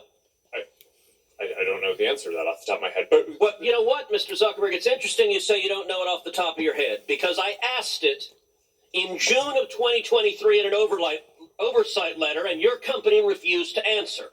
Will you commit right now to within 5 days answering this question for this committee? We'll follow up on that. Is that a yes? Not a will follow up. I know how lawyers write statements saying we're not going to answer. Will you tell us how many times this warning screen was displayed? Yes or no? Senator, I'll personally look into it. I'm not sure if we have. Okay, so you're refusing to answer that. Let me ask you this. How many times did an Instagram user who got this warning that you're seeing images of child sexual abuse, how many times did that user click on see results anyway? I want to see that. Senator, I'm not sure if we stored that, but I'll personally look into this and we'll follow up after. And what follow-up did Instagram do when you have a potential pedophile clicking on, I'd like to see child porn? What did you do next when that happened? Senator, I think that an important piece of context here is that any context that we think is child sexual Mr. Zuckerberg, abuse, that's called a question. What did you do next when someone clicked, you may be getting child sexual abuse images, and they click see results anyway? What was your next step? You said you might be wrong. Did anyone examine, was it in fact child sexual abuse material? Did anyone report that user? Did anyone go and try to protect that child? What did you do next? Senator, we take down anything that we think is sexual abuse material on the service, and we do. Did anyone verify whether it was in fact child sexual abuse material? Senator, I don't know if every single search result we're following up on, but did you report the people who wanted it? Senator, do you want me to answer your question? Yeah, I want you to answer the question I'm asking. Did you report the people who click see results anyway? That's probably one of the factors that we use in reporting, and in general, and we've reported more people and done more reports like this to NCMEC, the National Center of Missing and Exploited Children, than any other company in the industry. We proactively go out of our way across our services to do this, and have made, I think it's more than 26 million reports, which is more than the whole rest of the industry combined. So, Mr. Zuckerberg, your company and every social media company needs to do much more to protect children. All right, Mr. Chu, in the next couple of minutes I want to turn to you. Are you familiar with China's 2017 National Intelligence Law, which states, quote, all organizations and citizens shall support, assist, and cooperate with national intelligence efforts in accordance with the law and shall protect national intelligence work secrets they are aware of? Yes, I'm familiar with this. TikTok is owned by ByteDance. Is ByteDance subject to the law? For the Chinese businesses that ByteDance owns, yes, it will be subject to this, but TikTok is not available in mainland China. And Senator, as we talked about in your office, we built Project Texas to put this out of reach. So ByteDance is subject to the law. Now, under this law, which says shall protect national intelligence work secrets they are aware of, it compels people subject to the law to lie, to protect those secrets. Is that correct? I cannot comment on that. What I said again is that we have because you have to protect those secrets. No, Senator, TikTok is not available in mainland China. We have moved the data into an American cloud TikTok infrastructure. is controlled by ByteDance, which is subject to this law. Now, you said earlier, and I wrote this down, we have not been asked for any data by the Chinese government, and we have never provided it. I'm going to tell you, and I told this when you and I met last week in my office, I do not believe you. And I'll tell you, the American people don't either. If you look at what is on TikTok in China, you are promoting to kids science and math videos, educational videos, and you limit the amount of time kids can be on TikTok. In the United States, you are promoting to kids self-harm videos and anti-Israel propaganda. Why is there such a dramatic difference? Senator, that is just not accurate. There's not a difference between what kids see in China and what kids see here?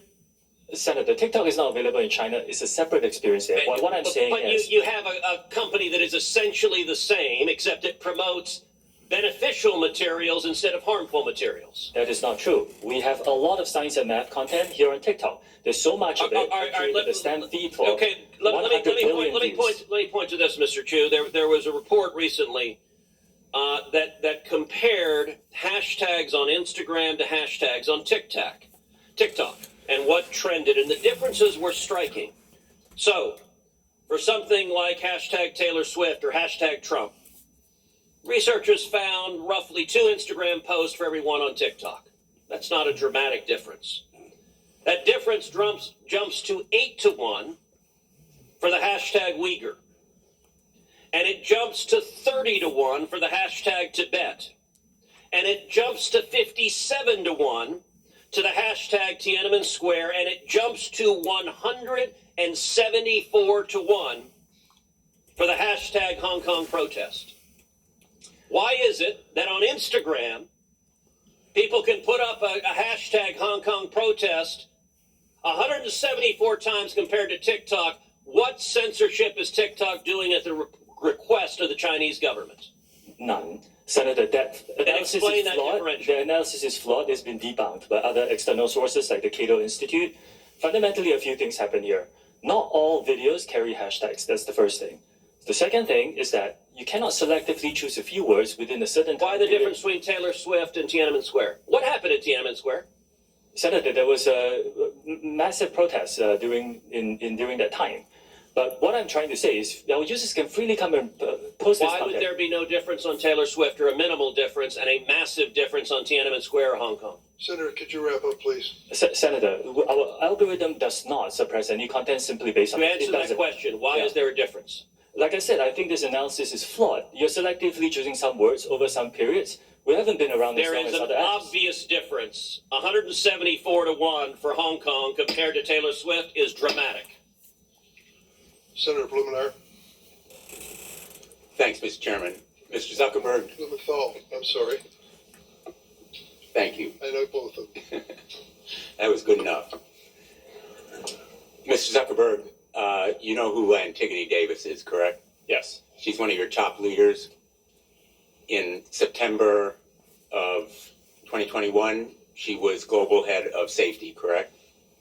Yes. And you know that she came before a subcommittee of the Commerce Committee that I chaired at the time, Subcommittee on Consumer Protection, correct? Yes. And she was testifying on behalf of Facebook, right? Meta, but yes. It was then Facebook, but Meta now. And she told us, and I'm quoting, Facebook is committed to building better products for young people and to doing everything we can to protect their privacy, safety, and well-being on our platforms. And she also said, kid safety is an area where, quote, we are investing heavily, end quote. We now know that statement was untrue. We know it from an internal email that we have received. It's an email written by Nick Clegg. You know who he is, correct? Yes. He was Meta's president of global affairs, and he wrote a memo to you, which you received, correct? It was written to you. So I can't see the email, but sure, I'll assume that you got that correct. And he summarized Facebook's problems. He said, quote, we are not on track to succeed for our core well-being topics. Problematic use, bullying and harassment, connections, and SSI, meaning suicidal self-injury. He said also in another memo, quote, we need to do more and we are being held back by a lack of investment. This memo has the date of August 28th, just weeks before that testimony from Antigone Davis, correct? Sorry, Senator, I'm not sure what the date of the testimony was. Well, those are the dates on the emails. Nick Clegg was asking you, pleading with you for resources to back up the narrative, to fulfill the commitments. In effect, Antigone Davis was making promises that Nick Clegg was trying to fulfill, and you rejected that request for 45 to 84 engineers to do well-being or safety. We know that you rejected it from another memo, Nick Clegg's assistant, Tim Colburn, who said, Nick did email Mark, referring to that earlier email, to emphasize his support for the package, but it lost out to the various other pressures and priorities. We've done a calculation that those potentially 84 engineers would have cost Meta about $50 million in a quarter when it earned $9.2 billion. And yet it failed to make that commitment in real terms, and you rejected that request because of other pressures and priorities. That is an example from your own internal document of failing to act, and it is the reason why we can no longer trust Meta and, frankly, any of the other social media to, in effect, grade their own homework. The public, and particularly the parents in this room, know that we can no longer rely on social media to provide the kind of safeguards that children and parents deserve. And that is the reason why passing the Kids Online Safety Act is so critically important. Mr. Zuckerberg, do you believe that you have a constitutional right to lie to Congress? Senator, no, but I mean, well, let me just clarify for you. I mean, I'd like the opportunity let me to just respond clarify to for you. In a lawsuit brought by hundreds of parents, some in this very room, alleging that you made false and misleading statements concerning the safety of your platform for children, you argued in not just one pleading, but twice, in December and then in January, that you have a constitutional right to lie to Congress. Do you disavow that filing in court? Senator, I don't know what filing you're talking about, but I testify honestly and truthfully, and I would like the opportunity to respond to the previous things that you showed as well. Well, I have a few more questions, and let me ask others who are here, because I think it's important to put you on record. Who will support the Kids Online Safety Act? Yes or no? Mr. Citron? There are parts of the act that we think are great. No, it's a yes or no question. I'm going to be running out of time, so I'm assuming the answer is no if you can't answer yes.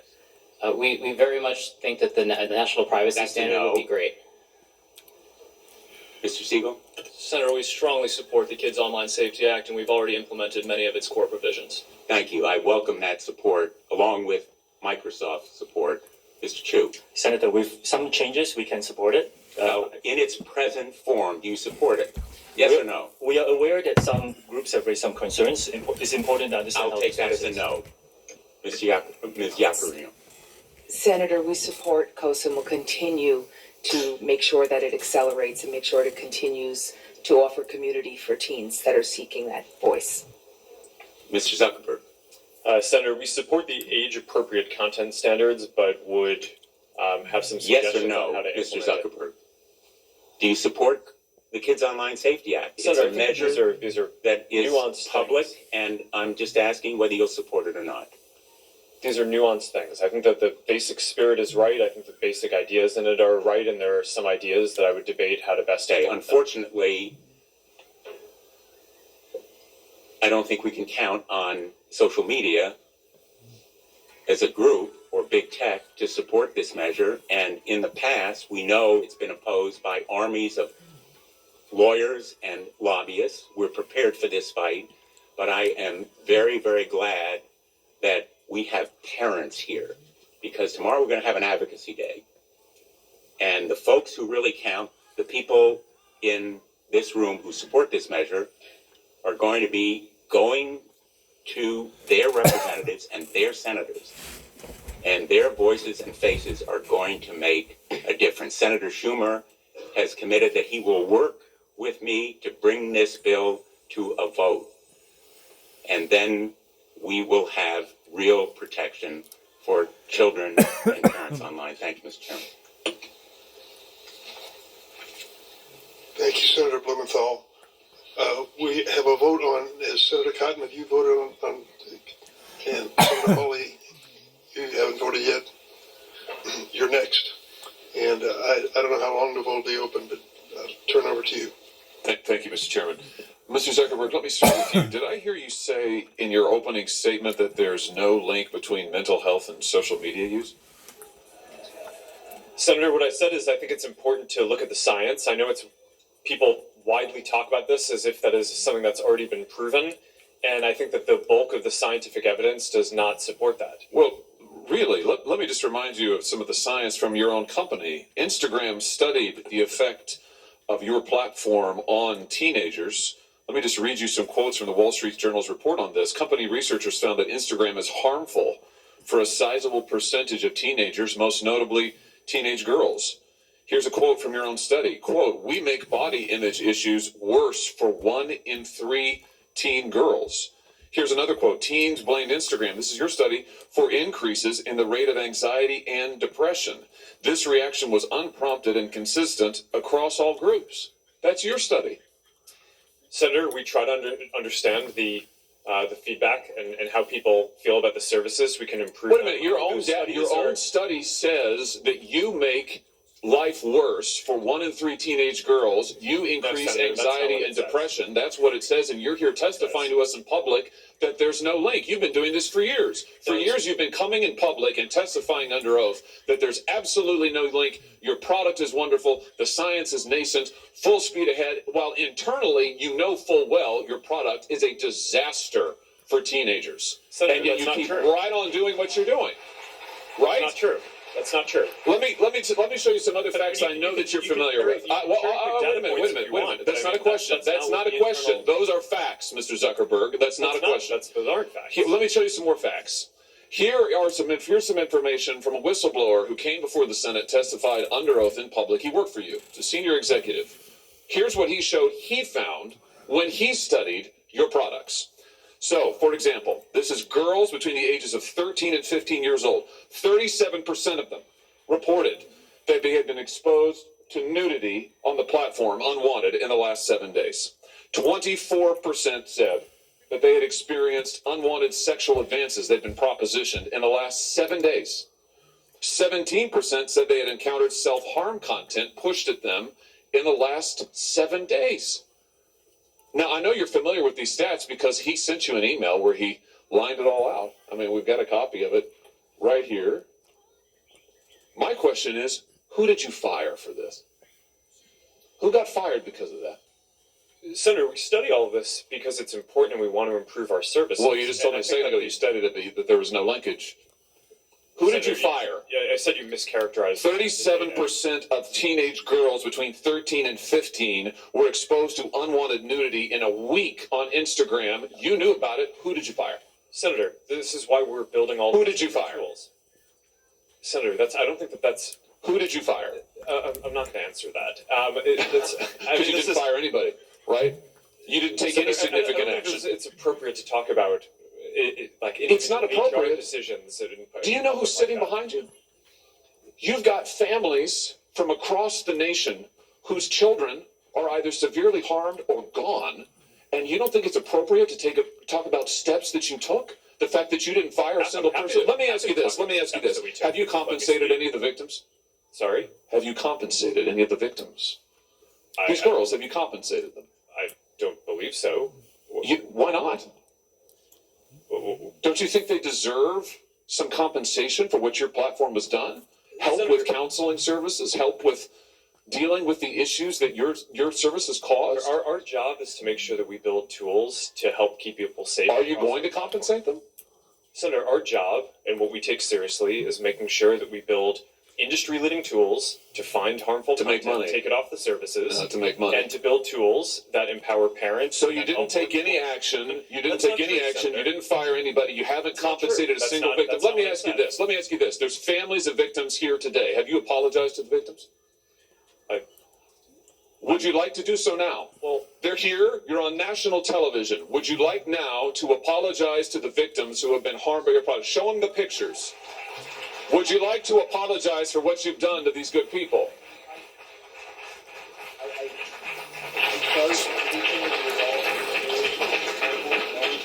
Your families have suffered, and this is why we invested so much and are going to continue to do industry-leading efforts to make sure that no one has to go through the types of things that your families have had to suffer.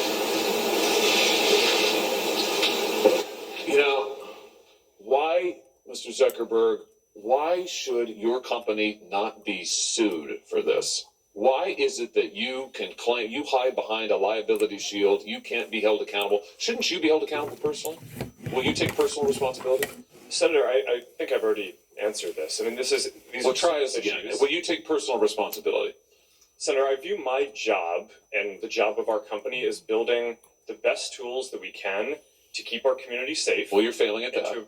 Well, Senator, we're doing an industry-leading effort. We build AI tools Nonsense. Your product is killing people. Will you personally commit to compensating the victims? You're a billionaire. Will you commit to compensating the victims? Will you set up a compensation fund with Senator, your I money? think these are With your money. Senator, these are complicated. Yes, no, that's not a complicated question, though. That's a Senator, yes or no. Will you set up a victims compensation fund with your money? The money you made on these families sitting behind you? Yes or no?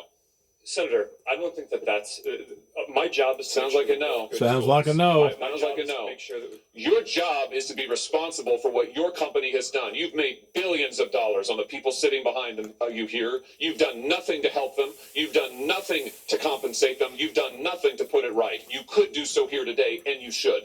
You should, Mr. Zuckerberg. Before my time expires, Mr. Chu, let me just ask you.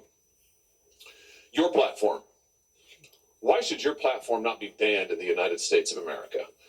You are owned by a Chinese communist company or a company based in China. The editor-in-chief of your parent company is a Communist Party secretary. Your company has been surveilling Americans for years.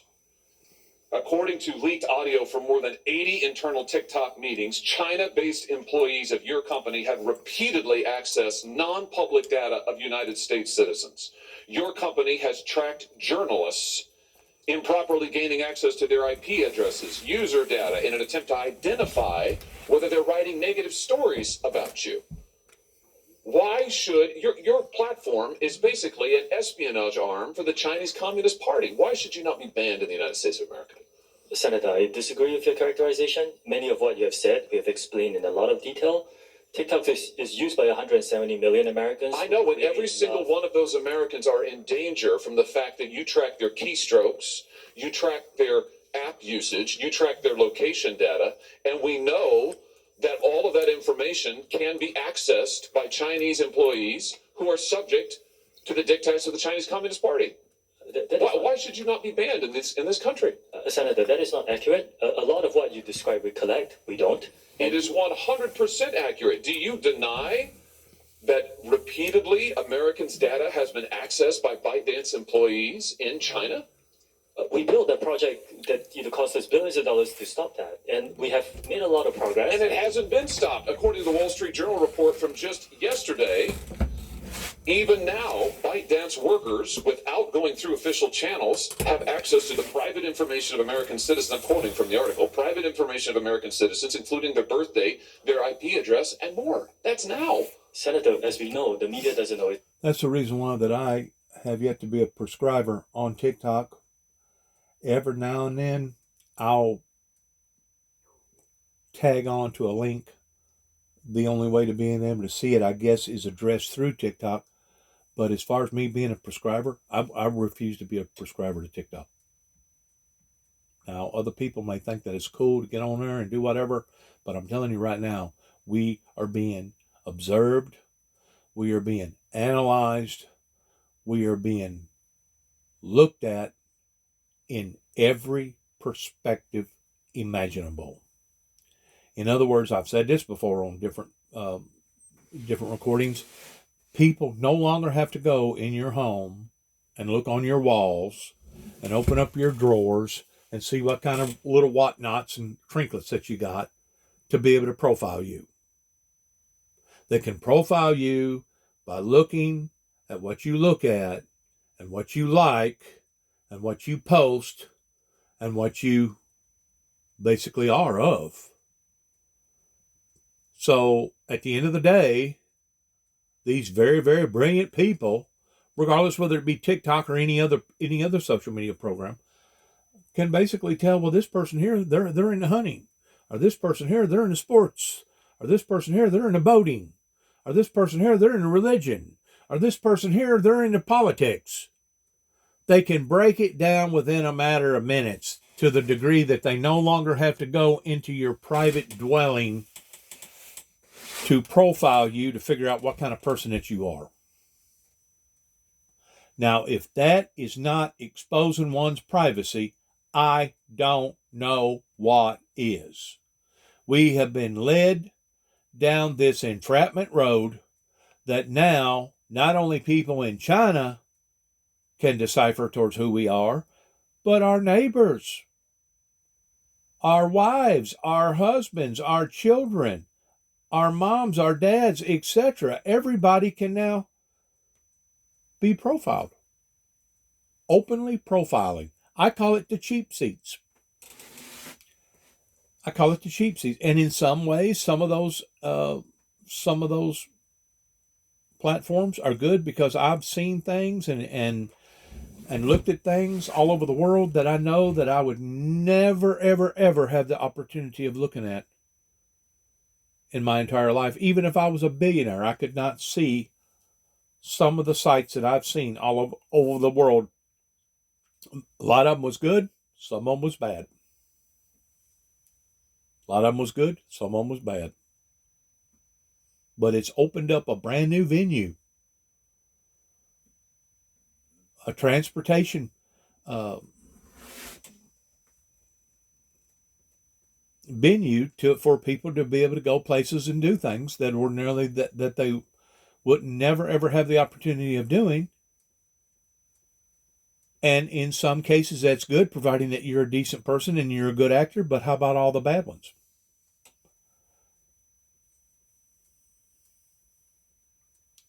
It's transportation. It's communication. And it's exposing all of us. Right. What we have. What the Chinese Communist Party does? I'm not saying that. What I'm saying is that we've spent billions of dollars to build this project. It's rigorous, it's robust, it's unprecedented, and I'm proud of the work that the 2,000 employees are doing to protect the data. It's not protected. That's the problem, Mr. Chu. It's not protected at all. It's subject to Communist Chinese Party inspection and review. Your app, unlike anybody else sitting here, and heaven knows I've got problems with everybody here, but your app, unlike any of those, is subject to the control and inspection of a foreign hostile government that has actively trying to track the information and whereabouts of every American that they get their hands on. Your app ought to be banned in the United States of America for the security of this country. Thank you, Mr. Chairman. Senator Hirono. Thank you, Mr. Chairman. As we've heard, children face all sorts of dangers when they use social media, from mental health harms to sexual exploitation, even trafficking. Sex trafficking is a serious problem in my home state of Hawaii, especially for Native Hawaiian victims. That social media platforms are being used to facilitate this trafficking, as well as the creation and distribution of C-SCAM is deeply concerning, but it's happening. For example, several years ago, a military police officer stationed in Hawaii was sentenced to 15 years in prison for producing C-Scam as part of his online exploitation of a minor female. He began communicating with this 12-year-old girl through Instagram. He then used Snapchat to send her sexually explicit photos and to solicit such photos from her. He later used these photos to blackmail her. Predator. And just last month, the FBI arrested a neo-Nazi cult leader in Hawaii who lured victims to his Discord server. He used that server to share images of extremely disturbing child sexual abuse material interspersed with neo-Nazi imagery. Members of his child exploitation and hate group are also present on Instagram, Snapchat, X, and TikTok, all of which they use to recruit potential members and victims. In many cases, including the ones I just mentioned, your companies played a role in helping law enforcement investigate these offenders. But by the time of the investigation, so much damage had already been done. This hearing is about how to keep children safe online, and we've listened to all of your testimony to seemingly impressive safeguards for young users. You try to limit the time that they spend. You require parental consent. You have all of these tools, yet trafficking and exploitation of minors online and on your platforms continues to be rampant.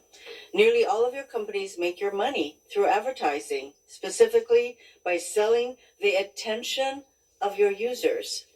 Your product is your users. As a made-up product designer wrote in an email, quote, "Young ones are the best ones. You want to bring people to your service young and early," end quote. In other words, hook them early. Research published last month by Harvard's. In other words, they're preying on the minds of the weak. They're preying on undeveloped minds. That way they can manipulate them any way that they want to and hook them into their little dragnet. That way their ratings will be high. Wow. And to think that our politicians and our people that's supposed to be adults has actually allowed for this to occur. And I was going to say something about TikTok a while ago. You know, we can raise all the cane that we want to about TikTok, about them being a Chinese run company. The fact of the matter is, it doesn't matter if you come through the front door or the back door. We have opened ourselves up of being exposed to every communist controlled dictator all over the world in some form or fashion. And if they don't get it in one form, they can get it in another. In other words, they can identify who you are. And like I said, with all this being open like it is, we're just basically all exposing our dirty laundry in front of one another. That's basically what it is. And they'll know what's on your mind. They can profile you towards figuring out whether or not you're evil or demonic, or whether or not you're cruel, or whether or not you're a good person or a bad person, whether or not you're a smart person, whether or not you're an uneducated person, whether or not you're a poor person or a rich person.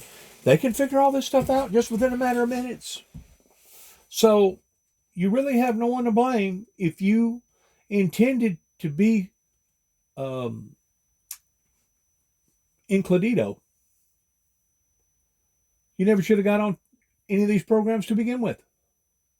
You should have stuck with your regular phone, with your flip phone. And even then, you can still be dialogued because every flip phone has a chip. I tell you, this has moved into our livelihoods, and I really don't see no way of getting it out, because now the water's been poisoned. The genie is out of the bottle. There's no way of putting the toothpaste back into the into the tube. How can we redirect? How can we modify? How can we fine-tune this? It can be done, but it would take a movement to do it, and it would take people that's got concern about other people's lives, that's not willing to leave people vulnerable that way, and damaging people's minds and damaging their motives and influencing them in the wrong way. But now you keep in mind, this didn't just start with the internet. You can go all the way back to Pac-Man. You can go all the way back to basically Woodstock, Beatles, Elvis. We was being infiltrated through data release programs. Started out with tap, tap, tap, tap, tap, tap, tap, tap, tap, tap, and now where we are today. Actually, it started out with smoke signals by the Indians, communication from one hillside to another or one valley to another. That's really how it started out. But it has led us down this endless road of where we are today, to where now basically everything's exposed.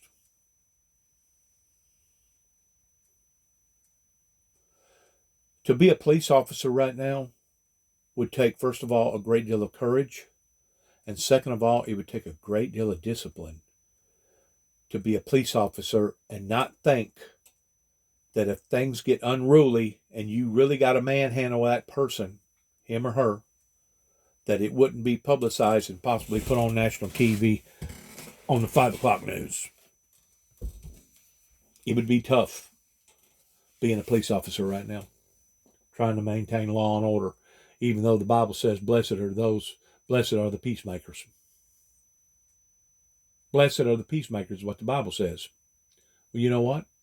When everybody's getting in trouble for trying to be the peacemaker, then everybody walks away towards nobody wants to be the peacemaker. So what happens to society? We get flushed down the commode. We get flushed down the commode because now everything's out in the open. We are heading in a trajectory towards great tribulation. And if we cannot identify that and try to move on that, it's just a matter of time before Gabriel blows his trumpet and great tribulation will fall upon the society such as they've never, ever, ever begun to understand or believe. Public Health estimates that SNAP makes an astounding 41% of its revenues by addressing to users under 18. SNAP? With TikTok, it's 35%. 7 of the 10 largest Discord servers, attracting many paying users, are for games used primarily by teens, by children. All this is to say that social media companies, yours and others, make money by attracting kids to your platforms. But ensuring safety doesn't make money, it costs money. If you are going to continue to attract kids to your platforms, you have an obligation to ensure they are safe on the platforms. Because the current situation is untenable. That is why we're having this hearing. But to ensure safety for our children, that costs money.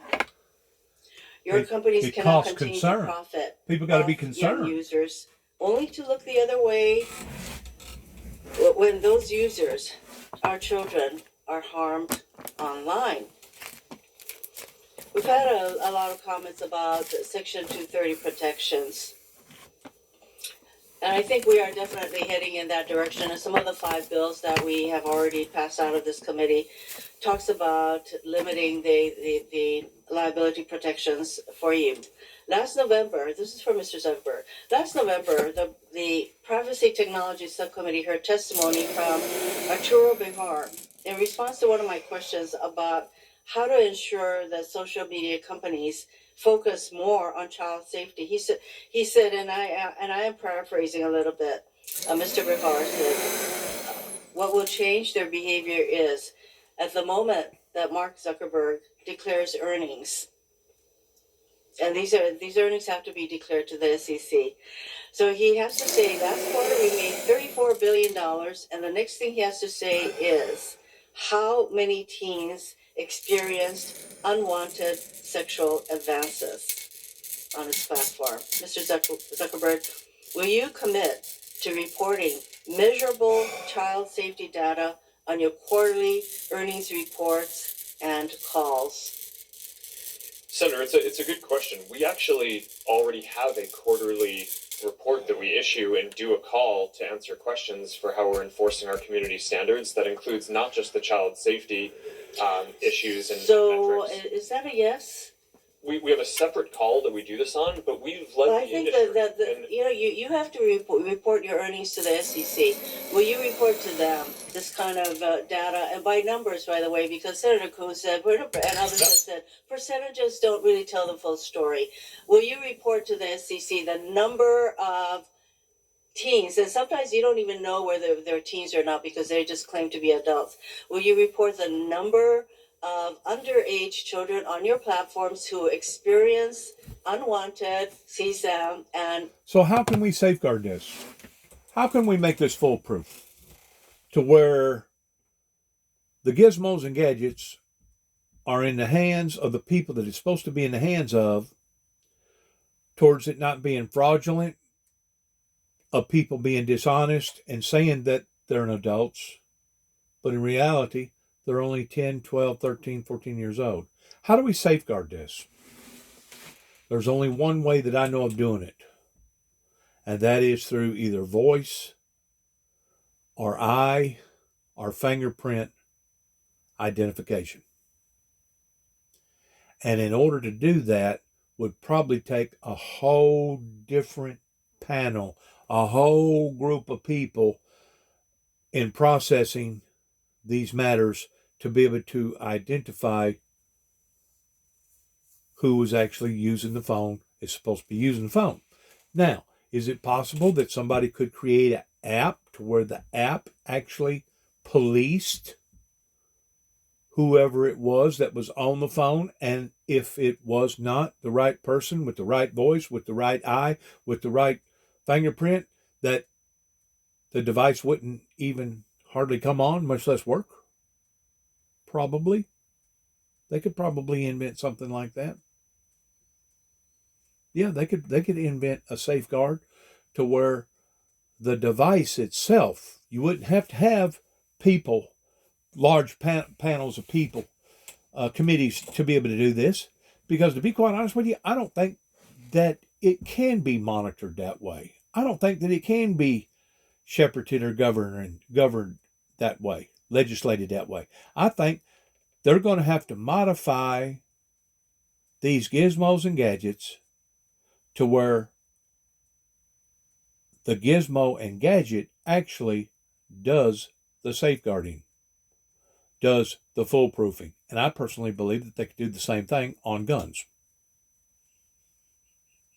to some extent. Now, I realize there's always going to be cheaters and there's always going to be people that's going to try to beat the system. That's kind of like a lock. You know, the only good thing about a lock, basically a lock helps keep an honest person honest. In other words, if they're a halfway decent person, odds are they're not going to break into the lock just to see what's in there. But now if it's a real all and out everyday scoundrel, a crook, it don't matter if you got one lock or 1,000 locks on it. If they're determined that they're going to get in there, I guarantee you they'll get in there. They'll get in there. You got scallywags everywhere. Same way with this digital data new horizon that we're all living in right now. But I am saying that they could limit it, because there's really no way for it to be governed by groups of people or panels. It's going to have to be done through some sort of app that's automatically put into these phones, that whenever you get a phone, once it identifies who you are, nobody else can borrow your phone and use it. I know of a woman right now. She's got a daughter. She's done drugs. done a lot of things she wasn't supposed to have done. It's nothing for her to break a phone just about every month or lose a phone. Well, what does she do whenever she don't have a phone? She goes down there and gets her mother's phone.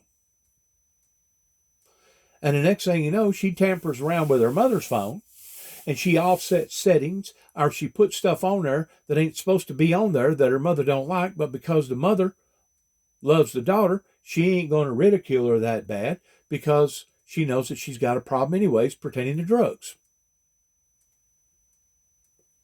If these phones had safety devices on them to where nobody could operate that phone other than the original person until you took it to somebody that could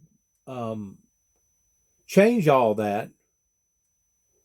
You know, there was talk at one time that all car manufacturers was going to make their automobiles to the point that whenever the owner bought the automobile, they had a special key that would open up the hood. But the hood would not open unless you had two keys, and the only way to get the other key was to go to the dealership.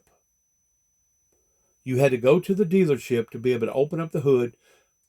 That way you could determine your problems or modify something up underneath the hood that you wasn't supposed to modify. It's going to have to be basically on that same level pertaining to these phone manufacturers.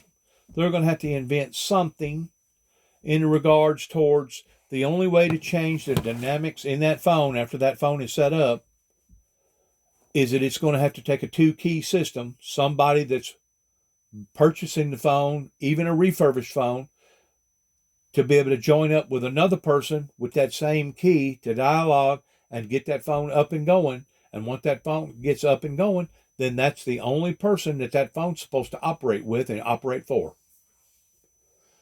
Plus, it would eliminate if somebody texted something and the next thing you know, the law comes knocking on their door. Hey, did you put this out? Did you put this thread out that you was going to do this or do that?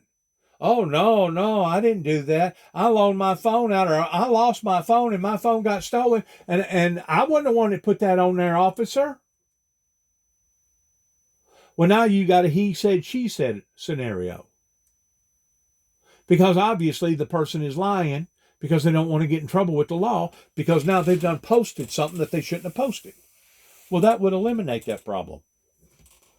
If you had that phone fixed to where that phone would not operate other than the original person that purchased it and bought it. That would eliminate that problem. These people are supposed to be so smart towards governing our lives, and they can't even govern their own. Kind of like the batteries on the EV automobiles.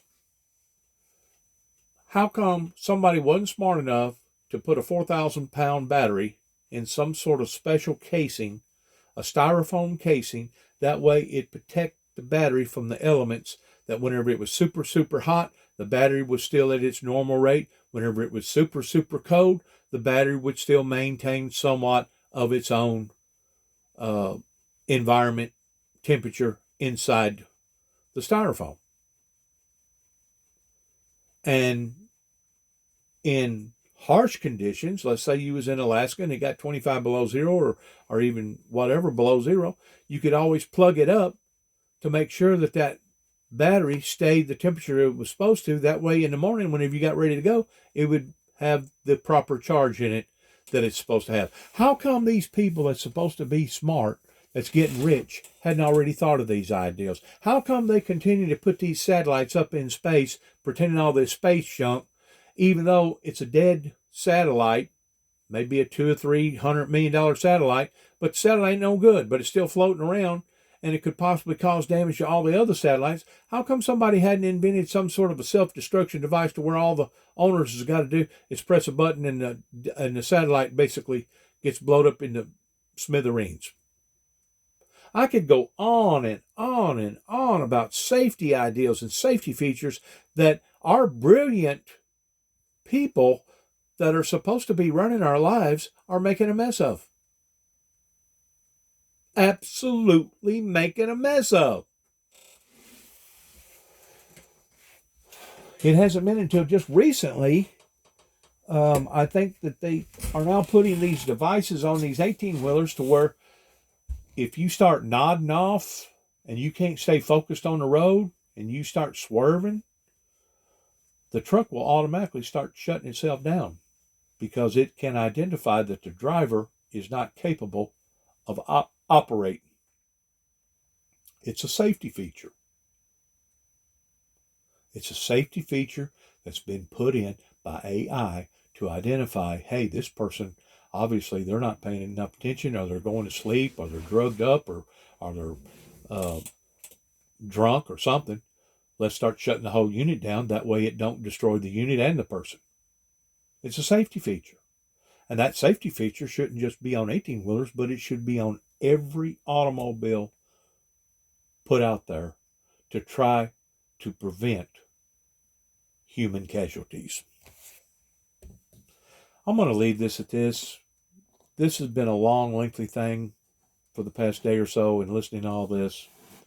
And I'm really so glad that it's finally hit prime time towards getting out in the mainstream. But once more, this is going to be an entity just like climate change pertaining to global warming. If every country is not willing to jump on board in acting proactively together, it's not never going to be settled, and it's always going to be a Wild Wild West show.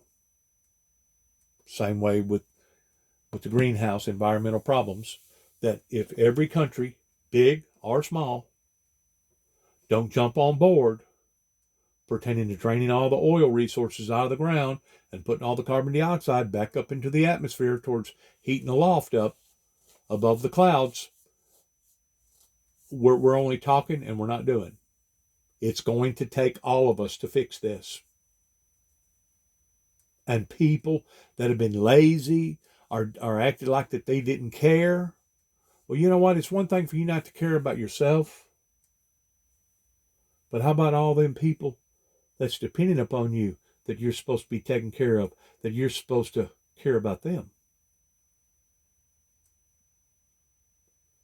We, the people, it's time that we awakened out of this infliction. And that's exactly what it is. It's an infliction that has been brought up into our lives pertaining to the devil and the devil's people. I thank God that finally somebody has pressed enough buttons or raised enough concerns to put this in the limelight so that now we can look at it, analyze it, dialogue it, and learn from our mistakes and quit making the same mistakes, and let's figure out a plan of action. Let's figure out a plan of action. That way we can move forward in succeeding versus being defeated. Want to thank you for listening. God bless you. God bless our American troops. God bless our endeavors towards where we go from this moment on. And just want to say I love you in the Lord. Thank you for your prayers. Thank you for your time. And thank you for your patience. God bless.